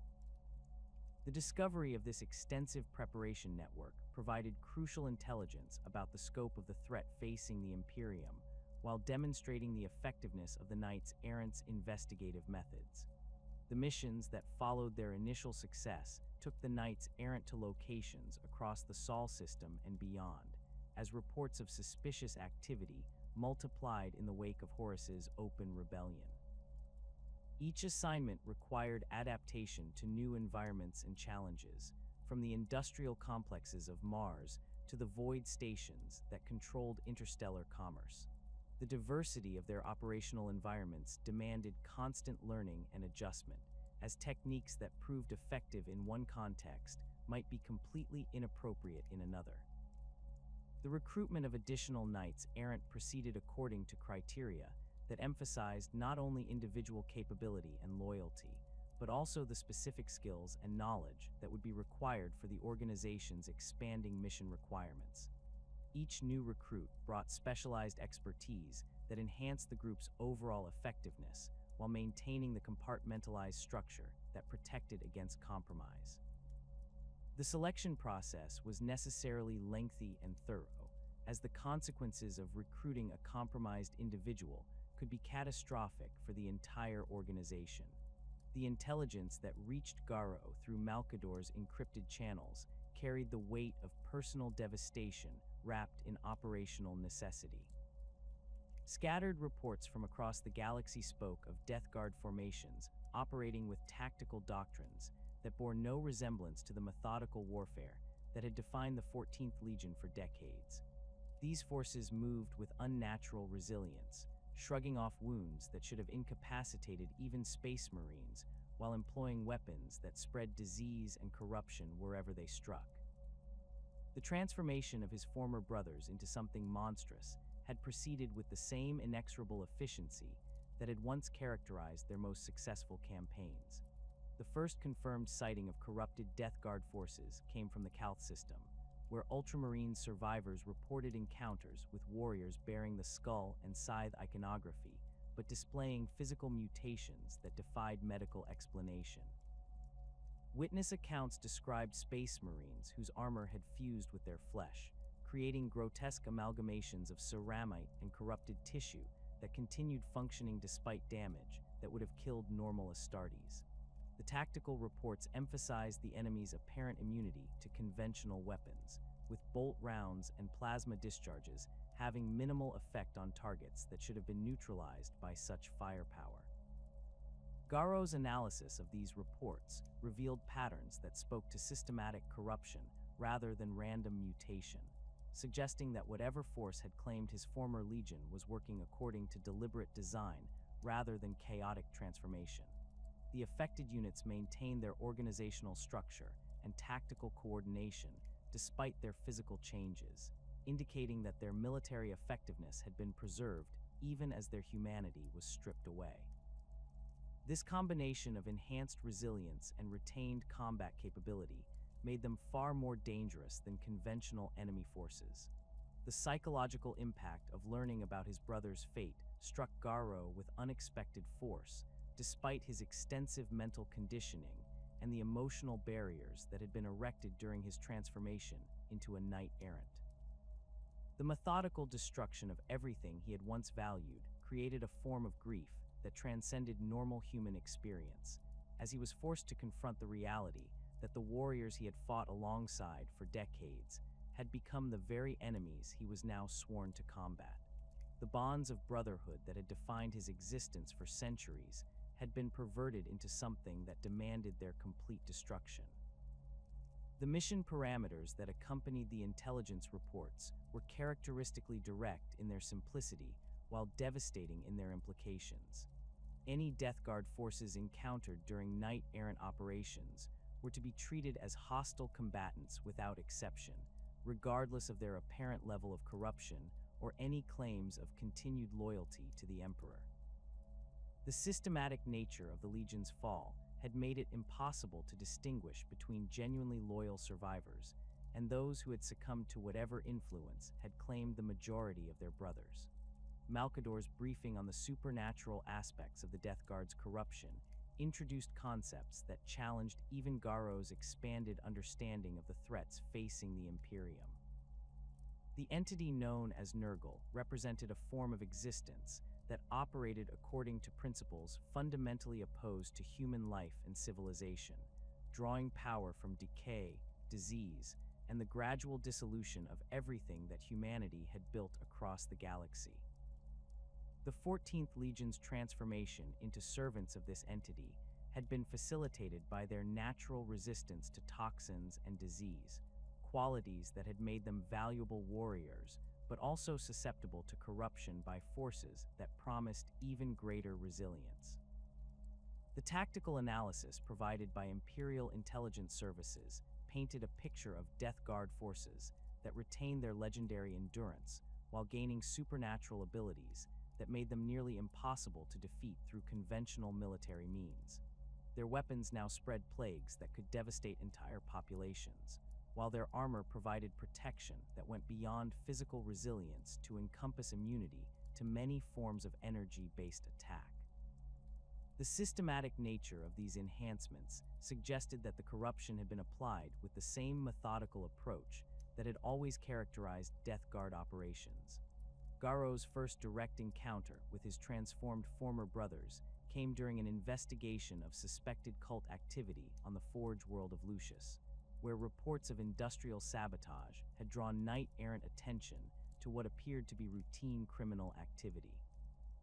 The initial intelligence suggested that disaffected workers were attempting to disrupt production schedules in support of the traitor cause, requiring investigation to determine the scope of the threat and identify key personnel for elimination or detention. The industrial complex where the sabotage had occurred stretched across several square kilometers of the planet's surface, its massive manufacturing facilities producing the specialized components required for space marine equipment and vehicles. The facility's security systems had been compromised through methods that suggested inside knowledge of their operational procedures, while the pattern of damage indicated systematic targeting of critical production nodes rather than random destruction. The precision of the attacks pointed to coordination by individuals with detailed understanding of industrial processes and supply chain vulnerabilities.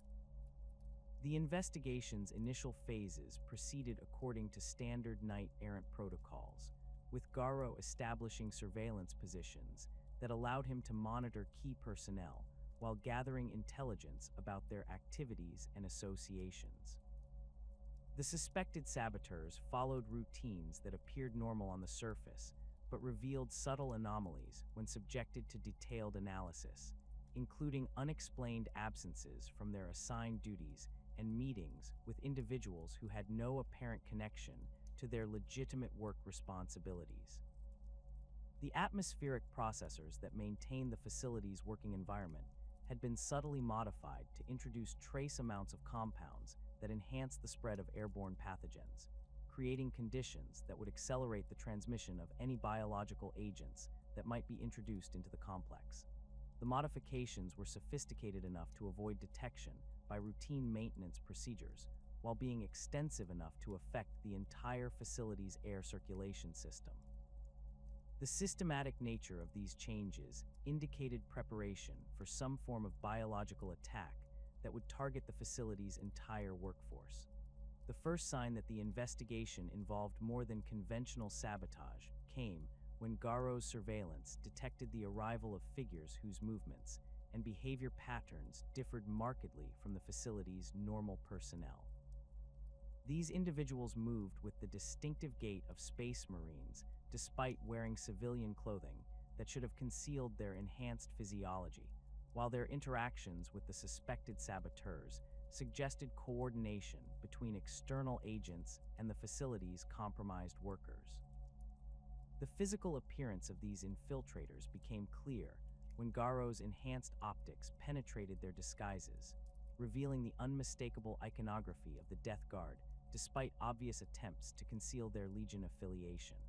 The skull and scythe emblems had been modified with additional symbols that spoke to allegiances beyond their original Legion loyalty, while their armor showed signs of organic modification that created disturbing amalgamations of mechanical and biological components. The corruption that had claimed them was visible in every aspect of their appearance and behavior. The tactical situation deteriorated rapidly once the infiltrators became aware of Garro's surveillance, as their response demonstrated capabilities that went far beyond normal space marine parameters.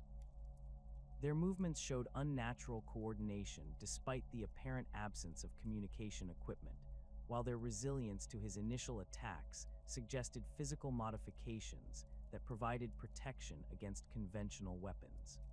The engagement that followed tested every aspect of his Knight Errant training, while forcing him to confront the reality of fighting warriors who had once been his brothers. The corrupted Death Guard warriors employed tactics that bore superficial resemblance to their Legion's traditional doctrines, but incorporated elements that spoke to supernatural enhancement and coordination. Their advance was methodical and inexorable in the manner that had always characterized Death Guard operations, but their apparent immunity to damage that should have stopped even Space Marines made conventional defensive measures ineffective. The weapons they carried spread corruption through contact, requiring extreme caution to avoid contamination that could compromise his own combat effectiveness. The industrial environment provided both opportunities and hazards for the engagement, with massive machinery and chemical processing equipment creating obstacles that could be used for cover, while also presenting risks of catastrophic damage if struck by errant fire. The facility's atmospheric systems had been compromised by the saboteurs' preparations, creating pockets of toxic gas that would have been lethal to normal humans, but merely inconvenient to space marines. The corrupted Death Guard seemed to thrive in these conditions, drawing strength from the environmental hazards that hampered their opponents. Garro's combat doctrine adapted to the unique challenges posed by enemies who retain the tactical sophistication of space marines, while possessing supernatural resilience that made them nearly impossible to defeat through conventional means. His attacks focused on mobility denial and environmental manipulation rather than direct confrontation, using the facility's industrial systems to create hazards that could slow or channel his opponent's movements. The specialized ammunition provided for Knights Errant operations proved more effective than standard bolt rounds, though even these enhanced weapons required precise targeting to achieve meaningful results. The psychological impact of fighting his former brothers extended beyond the tactical challenges they presented, as every aspect of their appearance and behavior served as a reminder of what he had lost when the Legion fell to corruption. Their movements retained the disciplined precision that had been drilled into every Death Guard warrior, while their tactical coordination demonstrated that their military training had survived their physical transformation. The corruption had enhanced their capabilities without destroying their essential nature as warriors, creating enemies who combined familiar tactics with supernatural abilities. The facility's emergency systems activated as the engagement spread throughout the complex, with automated fire suppression and atmospheric isolation protocols, attempting to contain what the sensors interpreted as a catastrophic industrial accident. The lockdown procedures that followed these activations trapped both combatants and civilian personnel within sealed sections of the facility, creating additional complications as Garro was forced to protect non-combatants while continuing his battle against the corrupted Death Guard infiltrators. The civilians caught within the facility during the engagement displayed symptoms of exposure to whatever corruption the Death Guard carried with them, with previously healthy workers developing signs of disease and mutation that progressed with unnatural rapidity. The systematic nature of these effects suggested that the corruption was being deliberately spread through methods that went beyond simple proximity, possibly involving psychic or supernatural mechanisms that operated independently of physical contact. The threat to innocent personnel added urgency to Garro's mission, while demonstrating the broader implications of allowing corrupted Death Guard forces to operate unchecked. The resolution of the engagement came through environmental factors rather than direct combat victory, as Garro's manipulation of the facility's industrial systems created conditions that forced the corrupted Death Guard to withdraw rather than continue their assault. The atmospheric processors that had been modified by the saboteurs were overloaded to produce concentrations of industrial chemicals that proved harmful even to their enhanced physiology, while emergency venting systems were activated to create pressure differentials that disrupted their coordination and movement patterns. The aftermath of the encounter provided Garro with physical evidence of the corruption that had claimed his former legion, including samples of the organic modifications that had been integrated into their armor and weapons.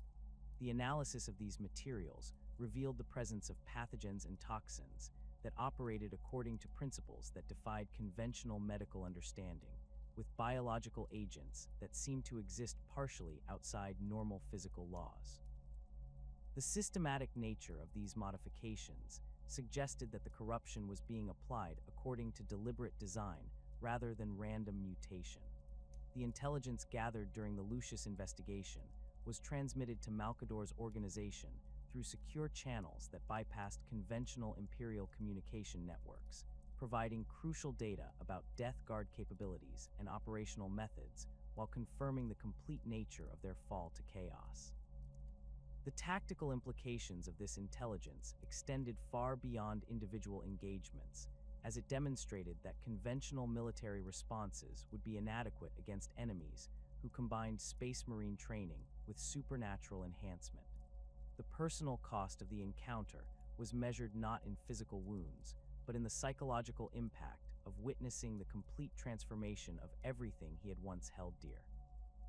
The Death Guard warriors he had fought retained enough of their original nature to be recognizable as his former brothers, while being so thoroughly corrupted that redemption was impossible. The systematic destruction of their humanity served as a stark reminder of the stakes involved in the broader conflict against chaos, where defeat meant not just death, but the complete perversion of everything that defined human existence. The reports that followed the Lucius incident described similar encounters across multiple star systems, as corrupted Death Guard forces emerged from the warp storms that had concealed their transformation to begin systematic campaigns of biological warfare against Imperial worlds. Their targets followed patterns that suggested strategic coordination rather than random destruction, with attacks focused on key industrial centers and population nodes that would maximize the spread of corruption while disrupting Imperial military production capabilities.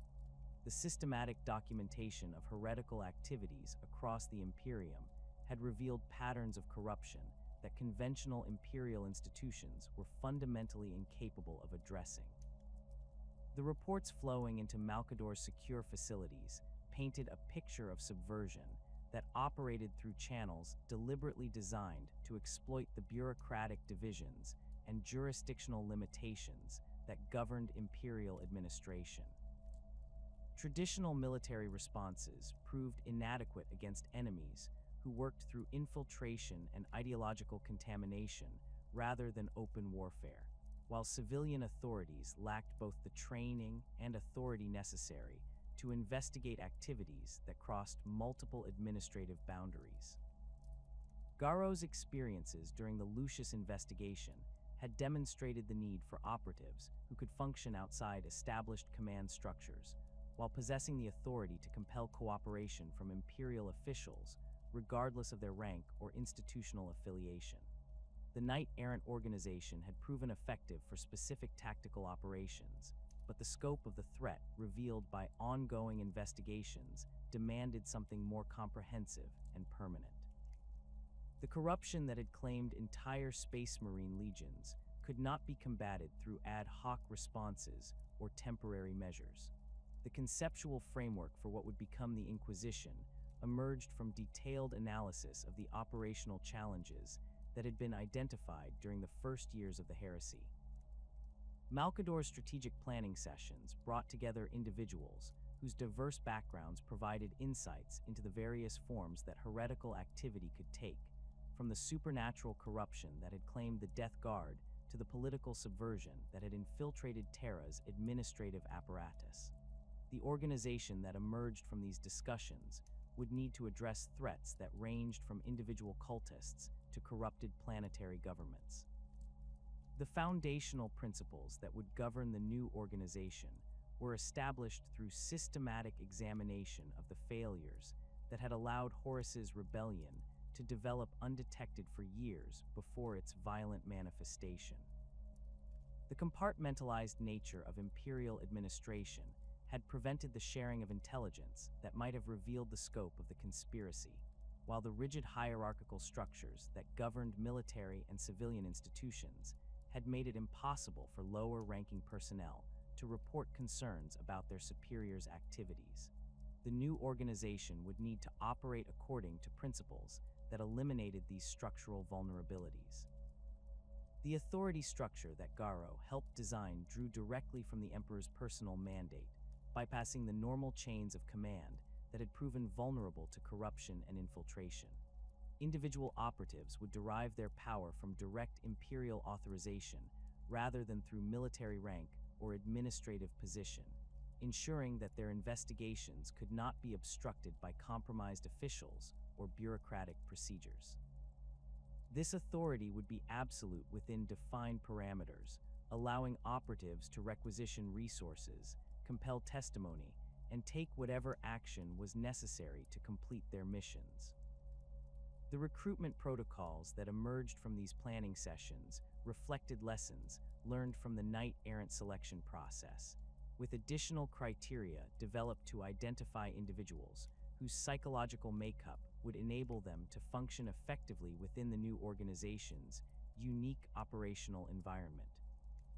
The systematic evaluation of potential candidates would need to assess not only their loyalty and capability, but also their ability to make morally complex decisions without the guidance of traditional command structures. The corruption they would face required operatives who could resist temptation while maintaining the flexibility necessary to adapt to unprecedented challenges. The psychological screening procedures that Garro developed drew upon his understanding of how corruption had claimed his former brothers within the Death Guard, identifying specific personality traits and behavioral patterns that indicated either vulnerability to heretical influence or exceptional resistance to such pressures. The evaluation process would examine candidates' responses to moral dilemmas that had no clear solutions, testing their ability to maintain their integrity while making decisions that might require significant personal sacrifice. The systematic nature of these assessments would ensure that only individuals with the necessary mental fortitude would be admitted to the organization. The training regimens established for new recruits encompass skills that went far beyond conventional military or administrative education, including techniques for identifying supernatural influence, methods for conducting investigations within hostile environments, and procedures for maintaining operational security while working with potentially compromised personnel. The curriculum that Garro helped design emphasized the development of analytical thinking and independent judgment, as operatives would frequently find themselves in situations where standard procedures were inadequate or inappropriate. The investigative methodologies that formed the core of the organization's operational doctrine were developed through systematic analysis of successful Knight Errant missions, identifying techniques and approaches that had proven effective against various forms of heretical activity. The procedures that emerged from this analysis emphasized thorough preparation and methodical execution, with detailed protocols for gathering evidence, analyzing intelligence, and coordinating with other imperial institutions when necessary. The systematic nature of these methods would ensure consistency and effectiveness across different operational environments. The operational security measures that govern the organization's activities were designed to prevent the kind of infiltration and corruption that had compromised other imperial institutions. Communication protocols utilized encryption methods that had been developed specifically for the organization, while personnel assignments followed patterns that limited individual operatives' knowledge to information directly relevant to their specific missions. The compartmentalized structure that resulted from these security measures would make it extremely difficult for hostile forces to gather comprehensive intelligence about the organization's activities or capabilities. The coordination mechanisms established between the new organization and existing imperial institutions required careful balance between operational effectiveness and security concerns. The authority that individual operatives wielded needed to be sufficient to compel cooperation from military and civilian officials, while the methods used to exercise this authority had to avoid revealing sensitive information about ongoing investigations or operational capabilities.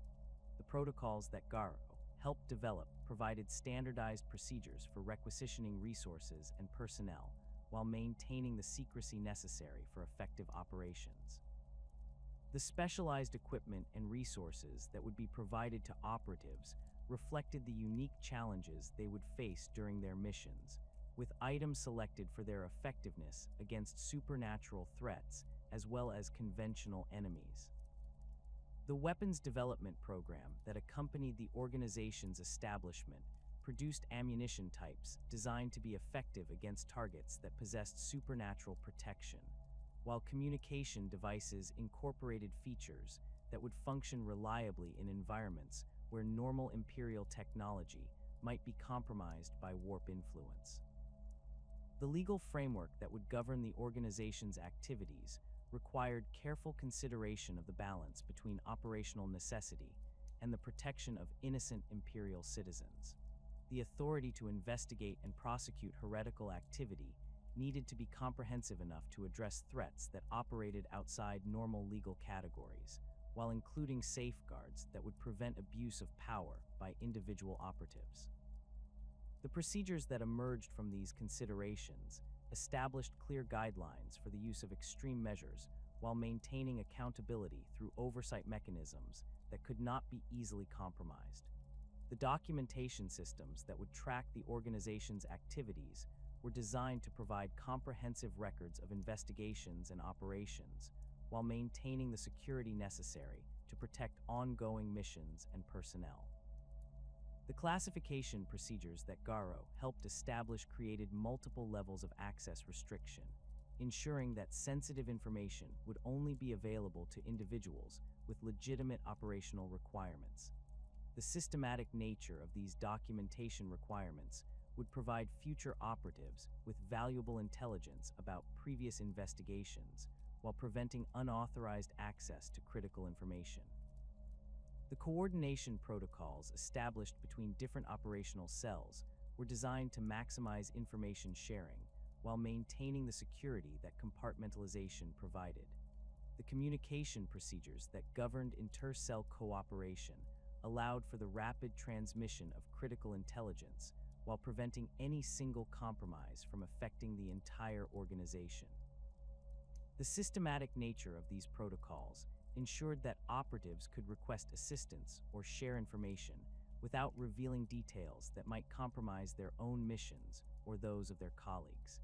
The evaluation criteria that would be used to assess the effectiveness of individual operatives and the organization as a whole were developed through analysis of the metrics that had proven most relevant during Knights Errant operations. The assessment procedures that emerged from this analysis emphasized results achieved rather than methods employed, recognizing that the unique nature of the threats faced by the organization would require flexibility and innovation that could not be measured through conventional performance standards. The systematic evaluation of operational outcomes would provide valuable feedback for refining procedures and training methods. The expansion protocols that would govern the organization's growth were designed to ensure that increased size and scope would not compromise operational effectiveness or security. The recruitment procedures that Garro helped establish would maintain the rigorous standards necessary for admission while providing sufficient personnel to address the expanding threat posed by heretical activity across the galaxy. The systematic nature of this expansion would ensure that the organization's core principles and methods would be preserved even as its operational scope increased. The counterintelligence measures that protected the organization from hostile infiltration drew upon lessons learned from the systematic corruption that had claimed entire Space Marine legions. The screening procedures that governed personnel access to sensitive information were designed to detect signs of corruption or compromise that might not be apparent through conventional security assessments. The systematic nature of these protective measures would make it extremely difficult for hostile forces to gather intelligence about the organization's activities or to place agents within its ranks. The resource allocation systems that would support the organization's operations were designed to provide necessary equipment and personnel while maintaining the financial discretion that operational security required.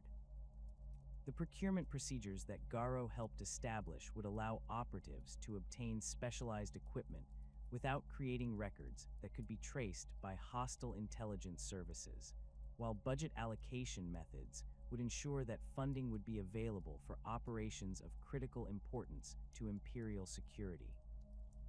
The strategic planning processes that would guide the organization's long-term development emphasized the need for adaptability in the face of evolving threats, with procedures for updating operational doctrine and training methods based on experience gained during actual missions. The systematic analysis of operational outcomes would provide the intelligence necessary for refining the organization's methods and capabilities, ensuring that its effectiveness would increase over time rather than diminishing due to enemy adaptation or technological advancement. The collaboration frameworks established with other imperial institutions were designed to maximize the organization's access to resources and intelligence while maintaining the independence necessary for effective operations. The liaison procedures that governed interaction with the Adeptus Mechanicus, Imperial Navy, and other major institutions provided standardized methods for requesting assistance while protecting sensitive information about ongoing investigations. The systematic nature of these collaborative relationships would ensure that the organization could draw upon the full resources of the Imperium when necessary while maintaining operational security. The decades that followed the establishment of the Inquisition's foundational structures transformed Garro from a warrior seeking redemption into something far more complex and dangerous. The galaxy burned with the fires of civil war, but beneath the grand campaigns and titanic battles between loyal and traitor legions, a different kind of warfare raged in the shadows. This was a conflict fought not with bolter and blade, but with information and investigation, where victory was measured not in territories conquered, but in corruption rooted out before it could spread. The first major cult that fell to Garro's methodical approach had established itself within the Terran Administratum's Taxation Bureau, a location so mundane that it had escaped serious scrutiny for years. The cultists had used their positions to redirect imperial resources toward shell organizations that funded heretical activities across multiple sectors, their financial manipulations hidden within the vast bureaucratic machinery that kept the Imperium functioning. The investigation required months of careful analysis, tracing financial records through layers of legitimate transactions to reveal the underlying pattern of systematic theft and misdirection. The cult's leadership had shown remarkable sophistication in their operational security, using coded language embedded within routine administrative communications to coordinate their activities across different departments and even different worlds. Their recruitment methods targeted individuals with access to critical information or resources, gradually drawing them into increasingly compromising situations until they had no choice but to cooperate fully with the organization's objectives.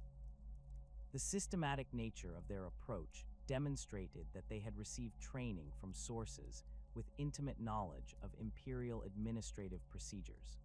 Garro's infiltration of the cult required him to assume the identity of a mid-level bureaucrat whose mysterious disappearance during a routine transport accident provided the perfect cover for his insertion into their organizational structure.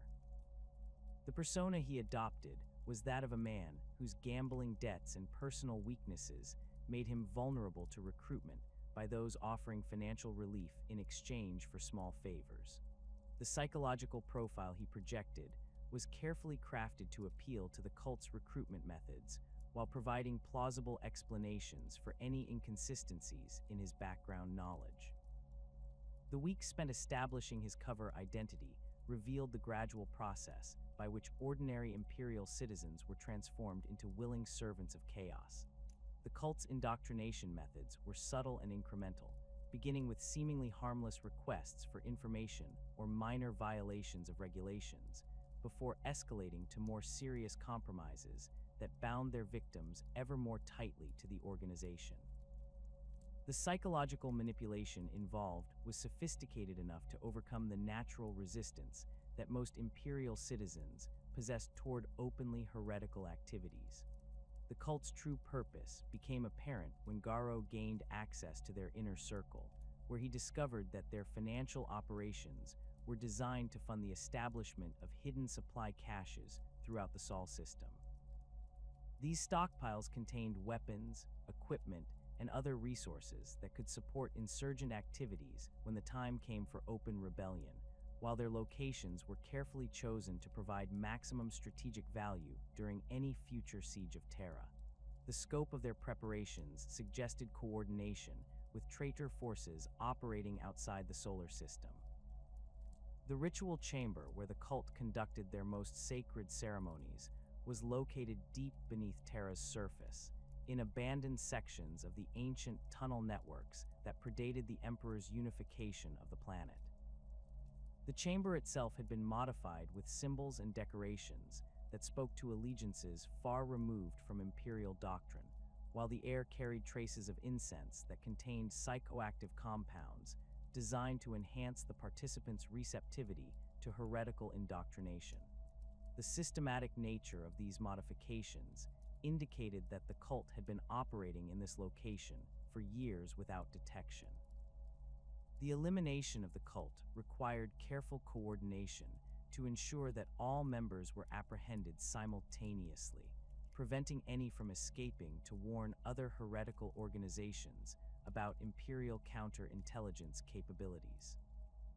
Garro's intelligence about the cult's membership and meeting schedules enabled strike teams to move against multiple targets across Terra's sprawling urban landscape, while his knowledge of their communication methods allowed Imperial forces to intercept and decode messages that revealed connections to other subversive groups. The interrogation techniques that Garro had developed during his years of service proved remarkably effective against cultists whose psychological conditioning had prepared them to resist conventional questioning methods. His approach combined detailed knowledge of their beliefs and motivations with systematic pressure applied at precisely the right psychological pressure points, gradually breaking down their resistance while gathering intelligence about their organization's broader connections and objectives. The information extracted through these methods revealed the existence of similar cults operating on dozens of other worlds throughout the Imperium. The rogue psyker who had been operating within the Martian Forge complexes presented challenges that went far beyond conventional criminal investigation, as his abilities allowed him to manipulate the thoughts and perceptions of those around him, while remaining effectively invisible to normal detection methods. The tech priests who had reported his activities described incidents of impossible mechanical failures and equipment malfunctions that followed patterns suggesting deliberate sabotage, yet no physical evidence of tampering could be found despite exhaustive technical analysis.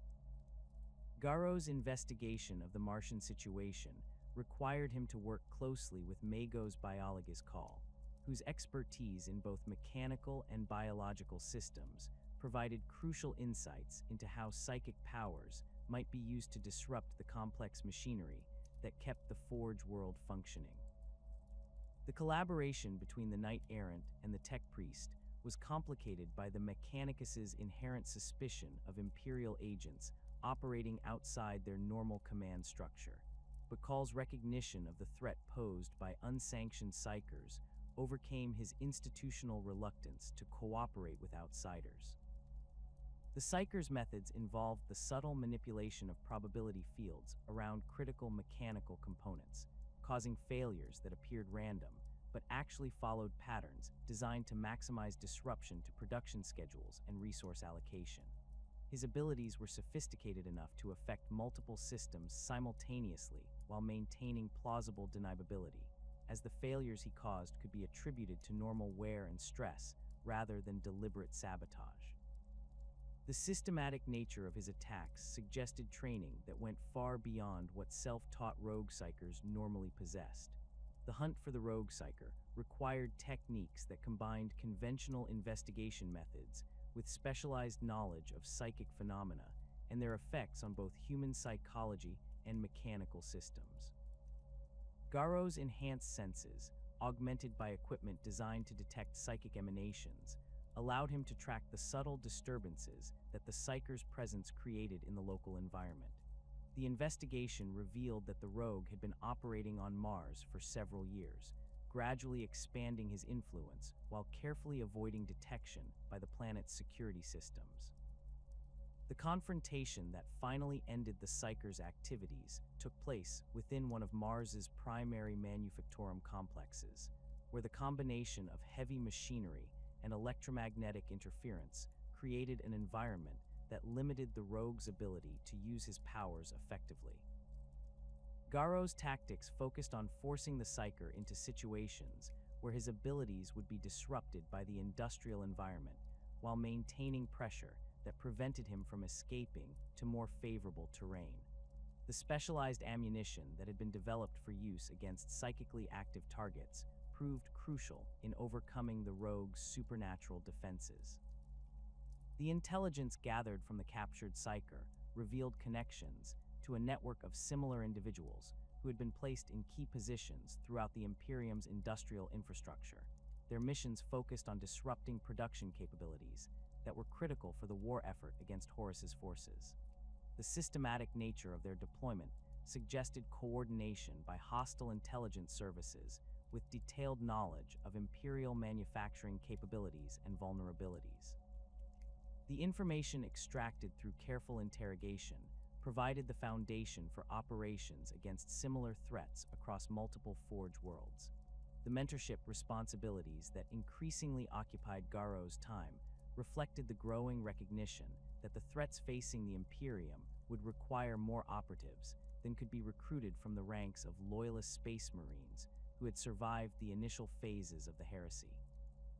The new generation of agents being trained for inquisitorial service came from diverse backgrounds within Imperial society, bringing different skills and perspectives that complemented the military expertise provided by former Astartes, but requiring extensive education in the methods and principles that governed their new organization. Marcus Valerius had been recruited from the ranks of the Imperial Army's intelligence specialists.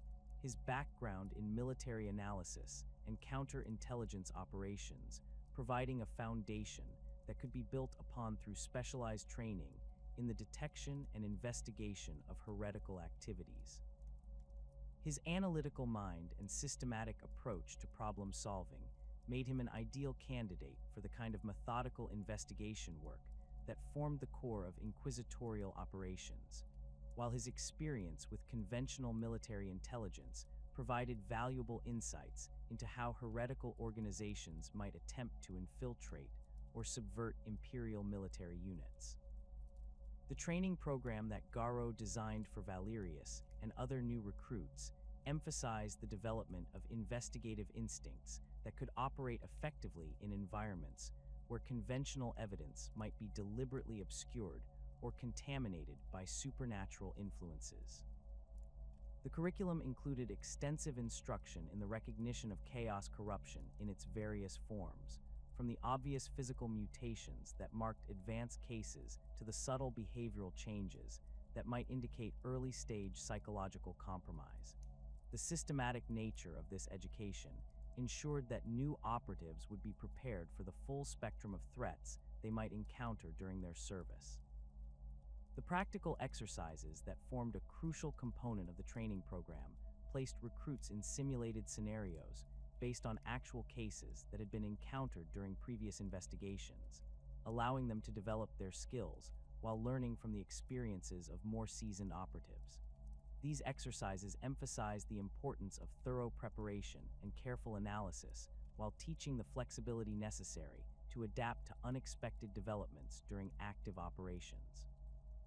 The systematic evaluation of performance during these exercises provided valuable feedback for refining both individual capabilities and overall training methods. Katerina Greyfax represented a different category of recruit, her background in the Adeptus Arbites providing experience with law enforcement and criminal investigation that translated effectively to the broader challenges posed by heretical activity. Her understanding of criminal psychology and interrogation techniques proved valuable for extracting information from captured cultists and other hostile subjects, while her knowledge of Imperial legal procedures ensured that operations could be conducted within appropriate legal frameworks when circumstances permitted such considerations. The development of Greyfax's capabilities required additional training in the supernatural aspects of the threats she would face, as her previous experience had focused primarily on conventional criminal activities rather than the reality-defying phenomena associated with chaos corruption. The educational program that Garro designed for her emphasized the practical recognition of supernatural influences while providing the theoretical background necessary to understand how such forces operated and could be countered. The systematic approach to this education ensured that she would be prepared for encounters with enemies whose capabilities extended far beyond normal human parameters. The collaborative relationships that developed between Garro and his students reflected the unique nature of inquisitorial service, where traditional military hierarchies were less important than individual capability and the requirements of specific missions. The mentoring process involved not only the transmission of technical knowledge and operational procedures, but also the development of the psychological resilience necessary to function effectively in environments where the normal rules of reality might not apply. The systematic nature of this development process ensured that new operatives would be prepared for the mental and emotional challenges that accompanied their service. The recognition of Garro's unique status within the developing Inquisition came gradually, as his role in the organization's founding and his contributions to its operational doctrine became increasingly apparent to those with access to classified historical records. His position as one of the first Knights Errant and his participation in the establishment of fundamental inquisitorial procedures made him a living link to the organization's origins, while his continued effectiveness in the field demonstrated the enduring value of the principles and methods that had been established during those crucial early years. The historical significance of Garro's service extended beyond his individual contributions to encompass his role as a symbol of the transformation that the heresy had forced upon the Imperium's institutions and methods. His journey from Death Guard battle captain to founding member of the Inquisition represented the kind of adaptation and evolution that had been necessary for Imperial civilization to survive the greatest existential threat it had ever faced. The systematic documentation of his experiences and methods provided valuable guidance for future generations of inquisitors who would face similar challenges in their service to the Emperor. The operational challenges that defined Garro's later career reflected the increasing sophistication of the threats facing the Imperium as heretical organizations adapted to Imperial counterintelligence methods and developed new techniques for avoiding detection and elimination. The cults and rogue psychers that he encountered during this period displayed levels of organization and capability that exceeded those of earlier threats, requiring constant evolution in investigative methods and operational procedures to maintain effectiveness against increasingly dangerous enemies. The legacy that Garro was building through his decades of service encompassed not only the specific threats he had eliminated, but also the methods and principles he had helped establish for the broader fight against chaos corruption throughout the galaxy. His systematic approach to investigation and his emphasis on thorough preparation had become foundational elements of inquisitorial doctrine, while his understanding of the psychological mechanisms that enabled corruption provided crucial insights for protecting Imperial citizens against heretical influence. The methodical construction of what would become the Inquisition's foundational doctrine emerged from the accumulated experiences of those first desperate years, when the very concept of systematic heresy seemed impossible to comprehend. Garro's role in shaping these early principles extended far beyond his individual contributions as an operative, encompassing his participation in the development of investigative protocols that would guide Imperial agents for millennia to come.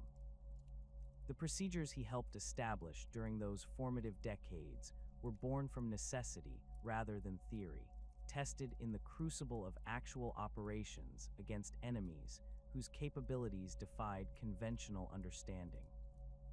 The specialized equipment that became standard issue for inquisitorial operatives bore the direct influence of Garro's battlefield experiences and his systematic analysis of what tools proved most effective against the supernatural threats that conventional Imperial forces were ill-equipped to handle. The modified bolt pistol that he had carried during his early missions underwent continuous refinement based on his detailed reports of its performance against various categories of heretical enemies. The weapon's final specifications included ammunition types designed to disrupt psychic phenomena, while its targeting systems incorporated detection methods that could identify supernatural influences affecting the wielder's perception. The development of specialized ammunition for use against chaos-corrupted targets required extensive collaboration between the Adeptus Mechanicus and the nascent Inquisition's technical specialists. Garro's field reports provided crucial data about the physical properties of corrupted space marines and the effectiveness of various weapon types against their enhanced resilience. The blessed bolt rounds that emerged from this development program incorporated materials that had been sanctified through specific rituals designed to enhance their effectiveness against supernatural targets, while their construction followed manufacturing procedures that ensured consistent performance across different operational environments. The protective equipment issued to inquisitorial agents reflected lessons learned from encounters with enemies whose attacks operated through mechanisms that bypassed conventional armor systems. The modified power armor that Garro wore during his later missions incorporated shielding systems designed to protect against psychic assault, while its environmental systems included filters that could neutralize airborne pathogens and toxins that might be employed by cultists or rogue psykers.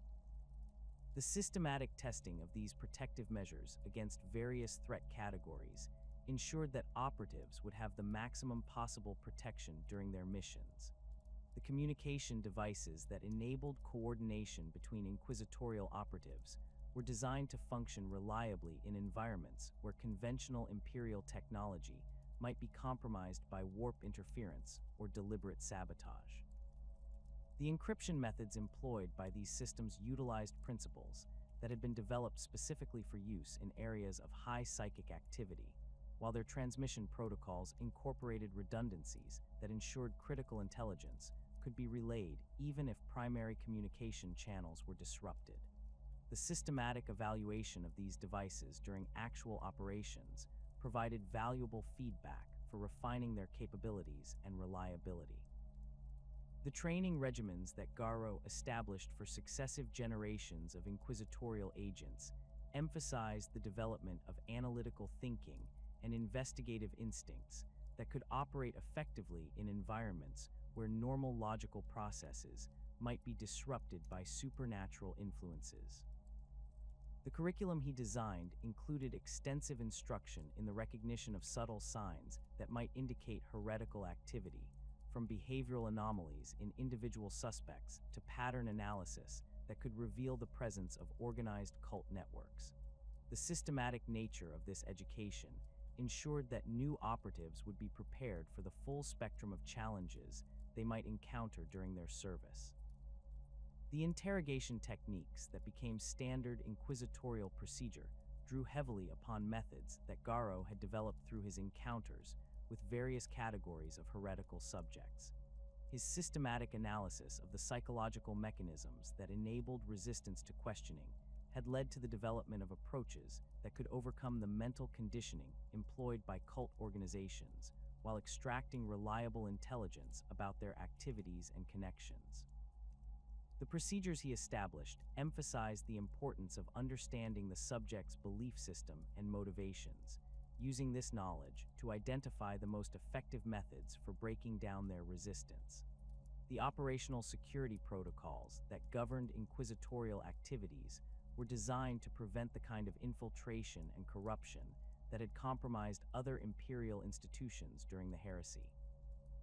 Garro's contributions to these procedures reflected his understanding of how heretical organizations operated and the methods they employed to gather intelligence about imperial counterintelligence activities.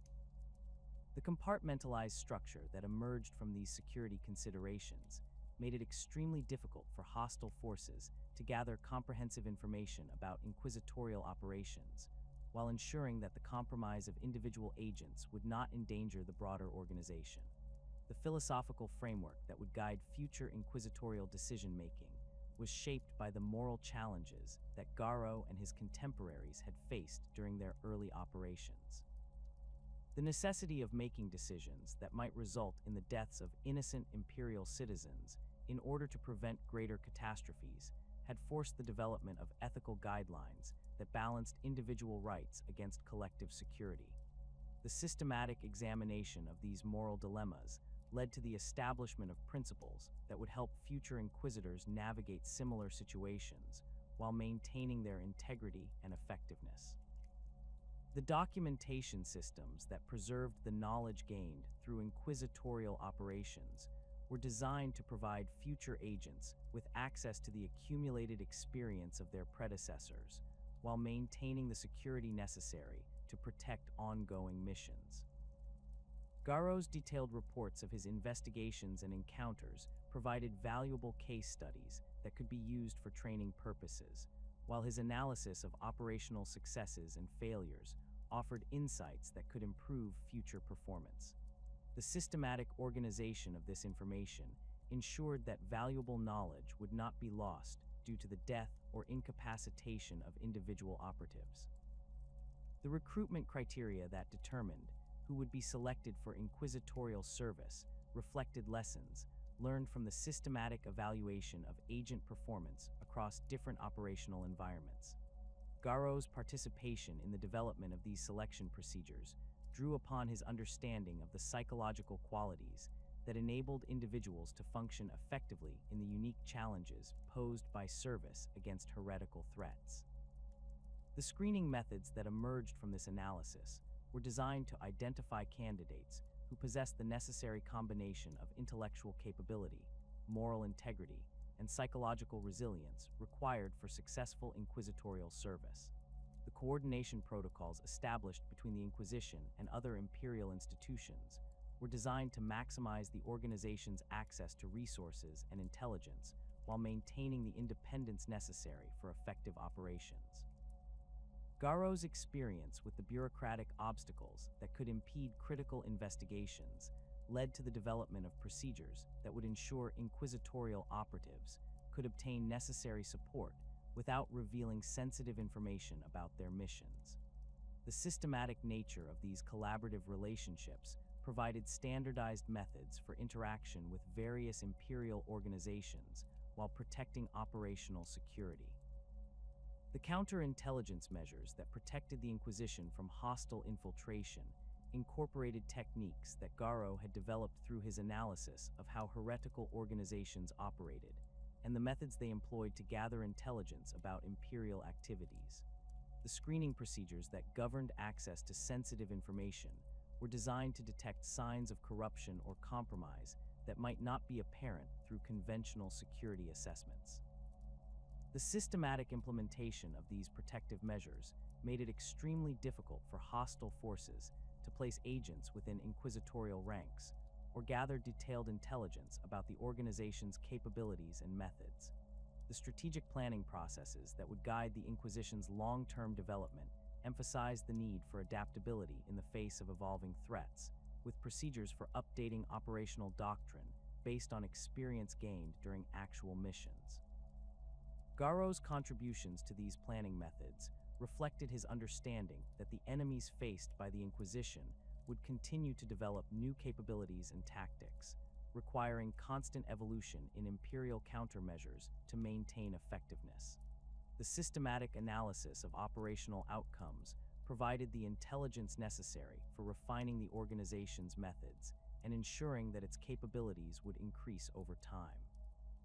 The weapons development programs that produced specialized equipment for inquisitorial use were guided by detailed specifications based on field reports from operatives who had encountered various categories of heretical threats. Garro's systematic documentation of weapon effectiveness against different enemy types provided crucial data for the design of new ammunition types and targeting systems. The testing procedures that evaluated these weapons emphasized performance against supernatural targets, with particular attention to their effectiveness against enemies who possessed enhanced resilience or psychic abilities. The medical protocols that governed the treatment of inquisitorial personnel reflected the unique hazards associated with exposure to chaos, corruption, and other supernatural influences. Garro's experiences with the effects of warp exposure and his observations of how corruption manifested in affected individuals led to the development of diagnostic procedures that could identify contamination before it became irreversible. The treatment methods that emerged from this medical research incorporated both conventional healing techniques and specialized procedures designed to counter supernatural influences on human physiology. The logistical systems that supported inquisitorial operations were designed to provide necessary resources while maintaining the secrecy that operational security required. The supply chain management procedures that Garro helped establish ensured that operatives could obtain specialized equipment without creating records that could be traced by hostile intelligence services. The resource allocation methods that governed these systems prioritized mission-critical requirements while maintaining the flexibility necessary to respond to unexpected operational developments. The intelligence analysis techniques that became standard inquisitorial procedure were developed through systematic examination of the methods that had proven most effective for identifying patterns in heretical activity. Garro's contributions to these analytical approaches reflected his understanding of how cult organizations operated and the subtle signs that might indicate their presence within imperial society. The pattern recognition methods that emerged from this analysis could identify connections between seemingly unrelated incidents, revealing the presence of organized heretical networks that might otherwise remain undetected. The training facilities that were established for inquisitorial education incorporated environmental features designed to simulate the conditions that operatives might encounter during their missions. The practical exercises conducted in these facilities exposed trainees to controlled versions of the psychological and physical challenges they would face when confronting heretical threats. The systematic evaluation of performance during these training exercises provided valuable feedback for refining both individual capabilities and overall educational methods. The archival systems that preserved inquisitorial records were designed to maintain comprehensive documentation of investigations and operations, while ensuring that sensitive information remained accessible only to authorized personnel. The classification procedures that governed these archives created multiple levels of security restriction, with access controls that prevented unauthorized individuals from obtaining intelligence that could compromise ongoing operations. The systematic organization of these records ensured that valuable historical information would remain available for future reference while protecting current operational security. The technological innovations that enhanced inquisitorial capabilities were developed through collaboration between the organization's technical specialists and various branches of the Adeptus Mechanicus. The research programs that produced these innovations were guided by operational requirements identified through field experience, with particular emphasis on developing solutions to problems that conventional imperial technology could not address effectively. The systematic testing and evaluation of new technologies ensured that they would function reliably in the challenging environments where inquisitorial operatives conducted their missions. The final decades of Garro's documented service remain shrouded in the kind of deliberate obscurity that characterized the most sensitive inquisitorial operations. The records that survived the systematic purging of archives during the 32nd millennium provide only fragmentary glimpses of missions that took him to the furthest reaches of imperial space, where the boundaries between reality and the warp grew thin and the enemies of humanity gathered strength in the darkness between stars. His reports from this period, when they existed at all, were classified at levels that restricted access to only the highest-ranking members of the nascent Inquisition, their contents deemed too dangerous for broader circulation even within an organization dedicated to combating humanity's most terrible foes.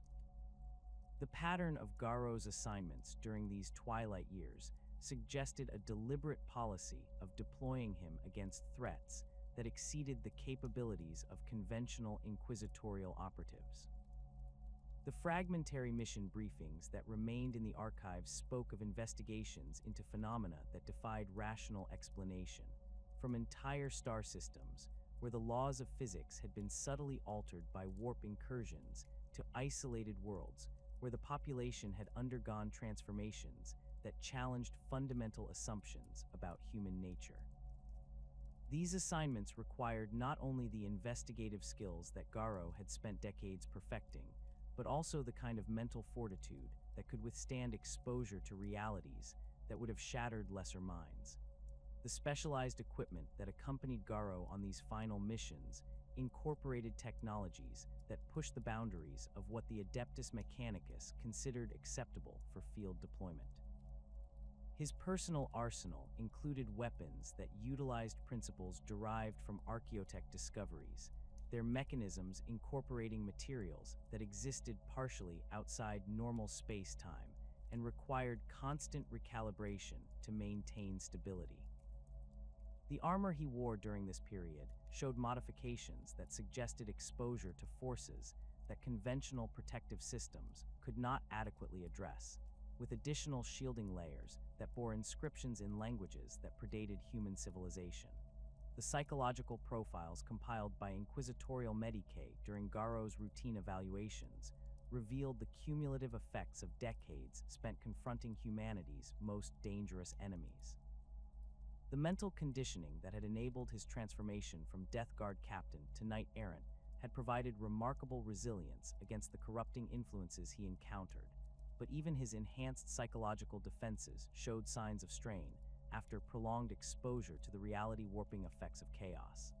The careful monitoring of his mental state became a priority for Inquisitorial Command, as his unique knowledge and experience made him irreplaceable for certain categories of mission. The training programs that Garro continued to refine during this period reflected his growing understanding of the long-term challenges that would face the Inquisition as the organization matured and expanded its operations throughout the galaxy. His instructional methods evolved to incorporate lessons learned from encounters with enemies whose capabilities exceeded anything that had been anticipated during the heresy, while his emphasis on psychological preparation acknowledged that future Inquisitors would face threats that could challenge their sanity as well as their physical survival. The systematic documentation of these advanced training techniques ensured that his knowledge would survive even if he did not return from his increasingly dangerous assignments. The recruitment criteria that Garro helped establish for the selection of senior inquisitorial personnel reflected his understanding that the organization's long-term effectiveness would depend on identifying individuals who possessed not only exceptional capability, but also the kind of moral integrity that could withstand the temptations that accompanied absolute power. The screening procedures he developed incorporated psychological evaluations that tested candidates' responses to scenarios where the use of extreme measures might be justified by operational necessity, ensuring that those granted the highest levels of authority would exercise it responsibly, even when operating without oversight or accountability. The operational doctrine that emerged from Garro's final years of active service emphasized the importance of understanding that the war against chaos was fundamentally different from conventional military conflicts, requiring approaches that acknowledged the enemy's ability to corrupt not only individuals, but the very concepts of loyalty and duty that formed the foundation of imperial civilization. His strategic analyses warned that future threats would likely operate through methods that exploited the psychological and spiritual vulnerabilities of human nature, making traditional military responses inadequate without corresponding efforts to strengthen the moral and intellectual defenses of imperial society. The intelligence networks that Garro helped establish during his later career were designed to monitor threats that operated on timescales measured in centuries rather than years, recognizing that chaos corruption often worked through gradual influence rather than dramatic manifestation. The surveillance systems he developed could track subtle changes in planetary cultures and social structures that might indicate the presence of heretical influence, while the analysis techniques he pioneered could identify patterns of corruption that might not become apparent for generations. The systematic nature of these monitoring efforts provided early warning capabilities that could prevent minor incidents from escalating into sector-wide catastrophes. The philosophical framework that Garro articulated for future inquisitorial operations acknowledged that the organization's mission would require its members to make decisions that challenged conventional moral boundaries, while emphasizing that this necessity made adherence to core principles even more crucial for maintaining the organization's integrity. His writings on the subject, preserved in the most secure archives of the inquisitorial fortress on Terra, provided guidance for situations where the choice between competing moral imperatives might determine the fate of entire worlds. The systematic examination of these ethical dilemmas established precedents that would guide inquisitorial decision-making for millennia to come. The technological innovations that bore Garro's influence included detection systems capable of identifying chaos corruption in its earliest stages, before physical or psychological symptoms became apparent to conventional observation methods. The development of these devices required collaboration between inquisitorial specialists and the most advanced tech priests of Mars, combining empirical analysis of corruption patterns with theoretical understanding of how warp energies interacted with human consciousness. The resulting instruments could measure subtle changes in local reality that preceded more obvious manifestations of heretical influence, providing crucial early warning capabilities for inquisitorial operatives. The counterintelligence measures that Garro established for protecting the Inquisition from infiltration incorporated techniques that went beyond conventional security procedures to address threats that operated through supernatural means. The protective protocols he developed included regular psychological evaluations designed to detect signs of corruption that might not be apparent through normal observation, while the communication security systems he helped design incorporated safeguards against psychic eavesdropping and reality manipulation. The systematic implementation of these measures created multiple layers of protection that made it extremely difficult for hostile forces to gather intelligence about inquisitorial activities or capabilities. The final mission reports attributed to Garro describe investigations into phenomena that challenged the fundamental assumptions upon which imperial civilization was based, from encounters with entities that claimed to predate human evolution to discoveries of technologies that suggested the existence of advanced civilizations that had been systematically erased from historical records. The classified nature of these reports meant that their contents were known only to a handful of individuals within the inquisitorial hierarchy, their implications too dangerous for broader circulation even within an organization dedicated to confronting humanity's most terrible secrets. The disappearance of Nathaniel Garro from active service occurred without official acknowledgement or explanation, his absence from mission rosters noted only in classified personnel records that were themselves subject to periodic review and potential deletion. The circumstances surrounding his final assignment remained classified at the highest levels of inquisitorial authority, with access restricted to individuals whose positions required knowledge of the most sensitive operational details. The systematic nature of this information control suggested that his fate was considered too dangerous for documentation through normal archival procedures.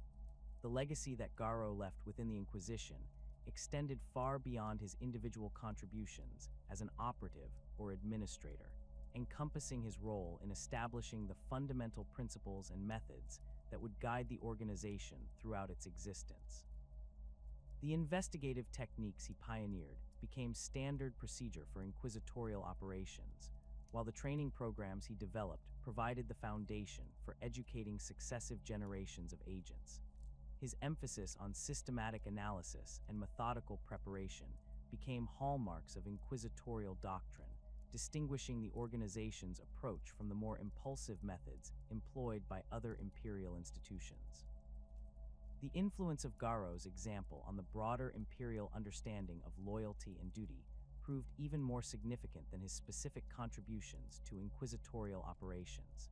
His transformation from Death Guard captain to servant of the Emperor demonstrated that allegiance to the throne transcended the bonds of legion brotherhood, establishing precedents that would guide imperial policy regarding the integration of loyalist survivors from traitor organizations. The systematic documentation of his psychological transformation provided valuable insights into the mechanisms that enabled individuals to overcome deeply ingrained conditioning and adopt new loyalties based on higher principles. The reverence with which Garro's name was remembered among the highest echelons of imperial agents reflected not only his individual achievements, but also his symbolic importance as a representative of the transformation that the heresy had forced upon imperial institutions. His journey from warrior to investigator embodied the evolution from the relatively simple conflicts of the Great Crusade to the complex moral and spiritual challenges that would define the Imperium's struggle for survival in the millennia that followed.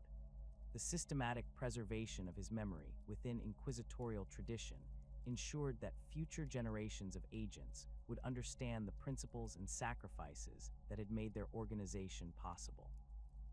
The structural changes that Garro's work had introduced to imperial security procedures became permanent features of the governmental apparatus that administered humanity's galactic empire. The investigative protocols he had established were adopted by organizations beyond the Inquisition, while the analytical methods he had pioneered influenced the development of intelligence services throughout the imperial military and civilian hierarchies. The systematic nature of these institutional changes ensured that the lessons learned during the heresy would continue to protect the Imperium against similar threats in the future. The mystery surrounding Garro's ultimate fate became part of the legend that grew around his memory, with various theories circulating among those with access to classified historical records. Some suggested that he had been assigned to missions so secret that even their existence was denied, while others believed that he had undergone further transformation that had changed his fundamental nature beyond recognition. The systematic suppression of information about his final years ensured that the truth remained known only to the highest levels of imperial authority, if indeed it was recorded anywhere at all.